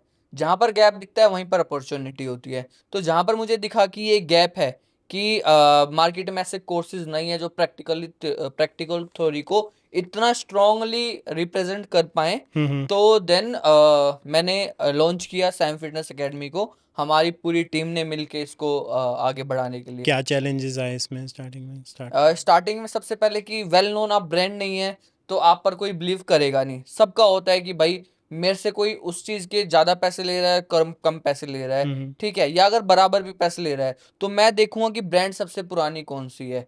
तो जब धीरे धीरे लोगों को अवेयर किया, डिफरेंस बताए, तो धीरे धीरे सॉल्यूशन मिलते गए, लोगों को समझ आता गया। तो देवर लाइक कि हमें सैम फिटनेस से ही अपना आगे फिटनेस करियर को ग्रो करना है। ठीक है। और लाइक गवर्नमेंट का इसमें कुछ पार्ट सपोर्ट रहता है से बिल्कुल, एकेडमी का? गवर्नमेंट का फिट इंडिया से हमारा रजिस्टर है, स्किल इंडिया में ऑलरेडी रजिस्टर है, तो अच्छा। जितने भी लाइसेंसिंग है सब है। और जब हम अपने इवेंट करवाते हैं तो गवर्नमेंट ऑफ इंडिया का पूरा पार्ट रहता है उसमें। वर्कशॉप करवाते हैं हम बेसिकली अलग अलग, किस टाइप दिल्ली की? वेट लिफ्टिंग की, जिम्नास्टिक की, ओके। फिटनेस अवेयरनेस की। हम्म। दिल्ली यूनिवर्सिटी और डिफरेंट डिफरेंट यूनिवर्सिटी जैसे अमेठी हो गया या पंजाब यूनिवर्सिटी हो गया, हम वहाँ पर अपने सेमिनार करते हैं अलग अलग लेवल पर। वहाँ पर बच्चों को एजुकेट करते हैं, टीचर्स को एजुकेट करते हैं। तो इसमें गवर्नमेंट का भी सपोर्ट है, जो फिटनेस प्रोफेशनल्स हैं उनका सपोर्ट है, टीचर्स हैं जो जो जानते हैं थोड़ा फिटनेस के बारे में कितना ज़रूरी है, एंटरप्रेन्योर्स हैं जो जिनको लग रहा है कि अब फिटनेस ज़रूरी है, क्योंकि जो हेल्दी माइंडसेट होगा वही आपको हेल्दी आउटपुट निकाल के दे पाएगा एज एन एंटरप्रेन्योर, अगर आप सोचेंगे। तो जब उनको समझ आया कि हेल्थ इज़ मोस्ट इम्पोर्टेंट, तो देवर लाइक कि आप हमारे यहाँ भी करवाओ। ओके। जैसे गवर्नमेंट का भी काफ़ी, मोदी जी भी लाइक फिट इंडिया मूवमेंट, खुद भी फिटनेस को लेके बहुत बिल्कुल। करते रहते हैं। योगा से बहुत सबको इंस्पायर करते रहते हैं, एंड इतने एक्टिव रहते हैं कि वो यंगस्टर्स को भी बीट करते हैं। तो क्या इस गवर्नमेंट में ज़्यादा इनिशिएटिव हुए हैं? I know it's a kind of controversial like topic. क्या इस गवर्नमेंट में ज़्यादा यू नो लाइक सपोर्ट हुआ है इस गवर्नमेंट का, या इस गवर्नमेंट में ज़्यादा इनिशिएटिव्स हुए हैं एज़ कम्पेयर टू 10 साल पहले जो गवर्नमेंट थी, या 15 साल पहले जो दूसरी गवर्नमेंट थी? इसमें और उसमें क्या डिफरेंस है? क्योंकि आप इतने साल से, कितने साल से, आई गेस लाइक काफ़ी साल हो गए होंगे आपको इस इंडस्ट्री में रहते हुए, तो आपने क्या देखा है like changes after previous government और इस गवर्नमेंट में स्पोर्ट्स को लेके? बेसिकली अगर हम बात करें तो जब आपके पास खेत है, हम्म। आप खेत पे नॉर्मल खेत पे अगर आप नॉर्मल बीज भी डाल रहे हो, ठीक है, तो वो आज तो आपको अनाज रिजल्ट्स दे नहीं, नहीं हाँ। देगी। आज तो एग्जैक्टली। वो सीड आपको बिल्कुल प्रोडक्टिव वे में आपको अनाज दे नहीं देंगे, तो उसमें टाइम लगता है। तो हो सकता है कि जो पूरा इंफ्रास्ट्रक्चर है वो तैयार पहले वाली गवर्नमेंट ने दिया हो। अब इस गवर्नमेंट के पास है कि हम सिर्फ अलग अलग चीज़ों को लॉन्च करके हम स्कॉलरशिप निकालें, ये करें। तो अगर इंफ्रास्ट्रक्चर ही नहीं होता तो ये लॉन्च कहाँ से करते, ठीक है। और हो सकता है कि वो इंफ्रास्ट्रक्चर तो बना देते हैं मगर वो लॉन्च नहीं करते। तो गवर्नमेंट में अगर हम स्पेसिफाई करें तो मेरे को नहीं लगता मैं राइट पर्सन हूँ, क्योंकि ना मैं कांग्रेस का ना मैं बीजेपी का। Being diplomatic. हाँ, तो फिर इस कंट्रोवर्सी में फंसने का या हाथ डालने का कोई ज्यादा बट मैटर नहीं। सब गवर्नमेंट का अपना इक्वल इक्वल कंट्रीब्यूशन रहता है, बिल्कुल। किसी का कम रहता है, किसी का ज़्यादा रहता है, बट रहता है कंट्रीब्यूशन। सब अपनी कंट्री को आगे लेकर जाना चाहते हैं, कोई नहीं चाहता कि उनके रूल में गवर्नमेंट कंट्री जो है पीछे जाए। सब कोशिश करते हैं, लाइक मतलब एफर्ट सब डालते हैं। कभी किसी की सक्सेसफुल होता है वो एफर्ट, कभी किसी का फेल हो जाता है, that's a different story, but effort सब गवर्नमेंट के रहते हैं आई गेस। जब कॉमनवेल्थ हुआ था उसमें भी गवर्नमेंट ने काफ़ी एफर्ट्स करे थे। नहीं, आप जैसे देखेंगे तो जितने भी स्टेडियम है हाँ। दिल्ली में, एक स्टेडियम आज तक नहीं बना इस गवर्नमेंट के राज में, हम्म। सारे पिछली गवर्नमेंट के में बने हुए हैं। हम्म। तो अब गवर्नमेंट ने इतना सारा बजट लगा के जब कोई इंफ्रास्ट्रक्चर तैयार कर दिया है, तो जो नया बजट है वो कहीं तो यूज होगा। तो देवर अप्लाइंग टू द स्कॉलरशिप, और उस टाइम पर भी मिल रही थी, उस टाइम स्टेडियम भी बन रहे थे, सब हो रहा था। अब 15 साल में बहुत कम स्टेडियम बने जितने पहले बने थे, उन्हीं को आगे बस थोड़ा सजाया वजाया जा रहा है और सही रेनोवेट करा जा रेनोवेट रहा किया जा रहा है। है, और 2-4 स्टेडियम बन गए। हम्म। मोदी जी ने मोदी के नाम से स्टेडियम बना दिया, ठीक है, जो आज तक मेरे को नहीं लगता किसी गवर्नमेंट ने अपने जीते जी ऐसा किया हो हम्म। कि अपने नाम से खुद का इतना बड़ा स्टेडियम बना दिया। ओके। वो रिटायर हो जाते या मर जाते तो एक डिफरेंट बात है, ये हो सकता है शब्द गलत हो, बट एक एक्चुअल चीज है कि अगर आफ्टर जो भी होता वो एक अलग चीज है कि उनकी याद में किसी ने रखा, बट उन्होंने अपने नाम से एक मोदी के नाम से एक स्टेडियम बना दिया। नरेंद्र मोदी स्टेडियम, हाँ, राइट, हाँ, या वो तो है। तो let's not get into like government के हाँ, तो उसमें, वो क्योंकि मैं इसमें, इसमें हाँ, है। इसमें नहीं करना चाहिए। बट मेरा ये मानना है कि सभी गवर्नमेंट का अपना इक्वल कंट्रीब्यूशन बिल्कुल, रहता बिल्कुल। है देश को आगे बढ़ाने में। और आई गेस लाइक आगे जो गवर्नमेंट आए या ये भी गवर्नमेंट आगे कंटिन्यू करे, स्पोर्ट्स को लेके करे ताकि टैलीज इंक्रीज़ होए, देश का नाम, लाइक कंट्री का नाम आगे जाए, टैलीज में जाए, और स्पोर्ट्स पे भी ध्यान दे अपार्ट फ्रॉम क्रिकेट या कुछ फेमस अदर स्पोर्ट्स के अलावा भी। So we can proudly say that कि हाँ, हमारी कंट्री भी चाइना को बीट कर रही है, बिल्कुल, बिल्कुल। हमारी कंट्री भी अमेरिका को बीट कर रही है इस चीज़ में, स्पोर्ट्स में। हमारे भी मेडल्स बहुत आ रहे हैं, क्योंकि हमें बहुत डिसअपॉइंटमेंट होती है इतनी पॉपुलेशन होने के बाद भी हमारे मेडल्स इतने कम आते हैं। मेरे को लगता है कि हमें बहुत टैलेंट है, लड़कों में, बच्चों में बहुत टैलेंट है, बट उनको सही गाइडेंस, सही इंफ्रास्ट्रक्चर, सही डाइट नहीं मिलती गवर्नमेंट की तरफ से, क्योंकि ये गवर्नमेंट का ही इनिशिएटिव होना चाहिए, गवर्नमेंट की तरफ से नहीं मिलती, तभी आज हम लैग कर रहे हैं इस चीज़ में। विद दैट मैं पूछना चाहूँगा कि ठीक है, गवर्नमेंट की तरफ से तो हो गया, बट आप जैसे आपका इतना वाइड एक्सपीरियंस है, आप पीएचडी होल्डर हैं स्पोर्ट्स साइंस में, CrossFit, judo, martial art, taekwondo, different sports में आपकी इतनी एमिनेंस नॉलेज है, इतना एजुकेशन है, आपकी एक्सपीरियंस है इतना।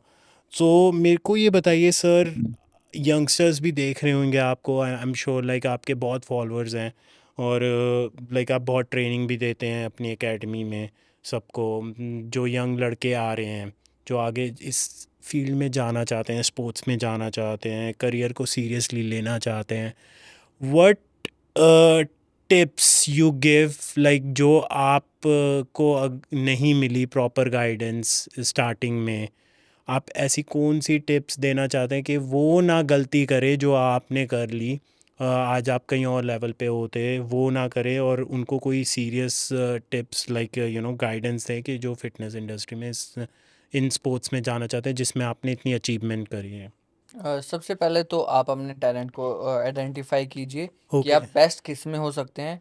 मे बी आप किसी कोच के थ्रू गाइडेंस ले सकते हैं, या आप किसी खुद का, अगर आप इतने आपके फैमिली या फैमिली में हो, फ्रेंड्स में हो, ऐसा कोई हो जिसके पास ऐसी नॉलेज हो, तो उसके साथ एक बार कोलैब करके थोड़ा सा ज्ञान लीजिए कि आपका करंट स्टेटस क्या है अभी, ठीक है, आपका फिटनेस लेवल क्या है, आपका बॉडी टाइप क्या है, उसके अकॉर्डिंगली चीज़ों को कैरी फॉरवर्ड करें, और साथ ही साथ अपने एजुकेशन पर बहुत ज़्यादा ध्यान दें। कंसिस्टेंसी बनाएं, short term and long term goal को सेट करें। ऐसा नहीं कि मैंने आज शॉर्ट टर्म में लॉन्ग टर्म वाले गोल को सेट कर लिया और जब I am unable to achieve that तो मैंने छोड़ दिया। ऐसा नहीं करना। तो शॉर्ट टर्म को शॉर्ट टर्म रखें, गोल को लॉन्ग टर्म को लॉन्ग की तरह रखें। तो मेरी साइड से यही गाइडेंस होएगी।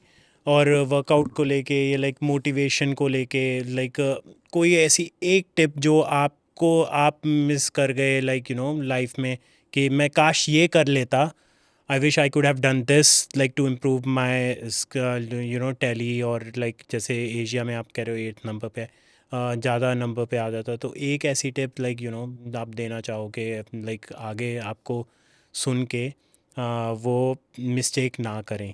अगर एज इन मेरे ऊपर अगर आप करके पूछोगे तो मेरे ऊपर तो मैंने जो अपने उसमें फील किया, don't rush out, don't rush out. Rush out. मैंने क्या किया, सब कुछ जल्दी जल्दी पाने के चक्कर में मैं बहुत जल्दी भागा और बहुत स्पीड से भागा। उसके चक्कर में थोड़ी चोटें लग गई और जैसे आपको इंजरी बताई, और थोड़ा सा अगर मैं रुक जाता तो मैं बहुत अच्छा जा पाता। इंजरी का ध्यान रखें बेसिकली बिल्कुल। मेन चीज़ें। ठीक है sir, Mani sir, thanks for coming to our show. आपने इतना टाइम दिया, अपना प्रीशियस टाइम में से निकाल के। आई गेस आपके अभी इवेंट्स भी चल रहे हैं कुछ लाइक Yep. आप बता रहे थे, तो thank you for giving us your precious time. It was nice to be here like doing a podcast with you. Keep motivating sir, like आप अपना ध्यान रखिए हेल्थ का, और like thanks for coming to our show beyond the niche by Sahil. Thank you so much. Thank you sir.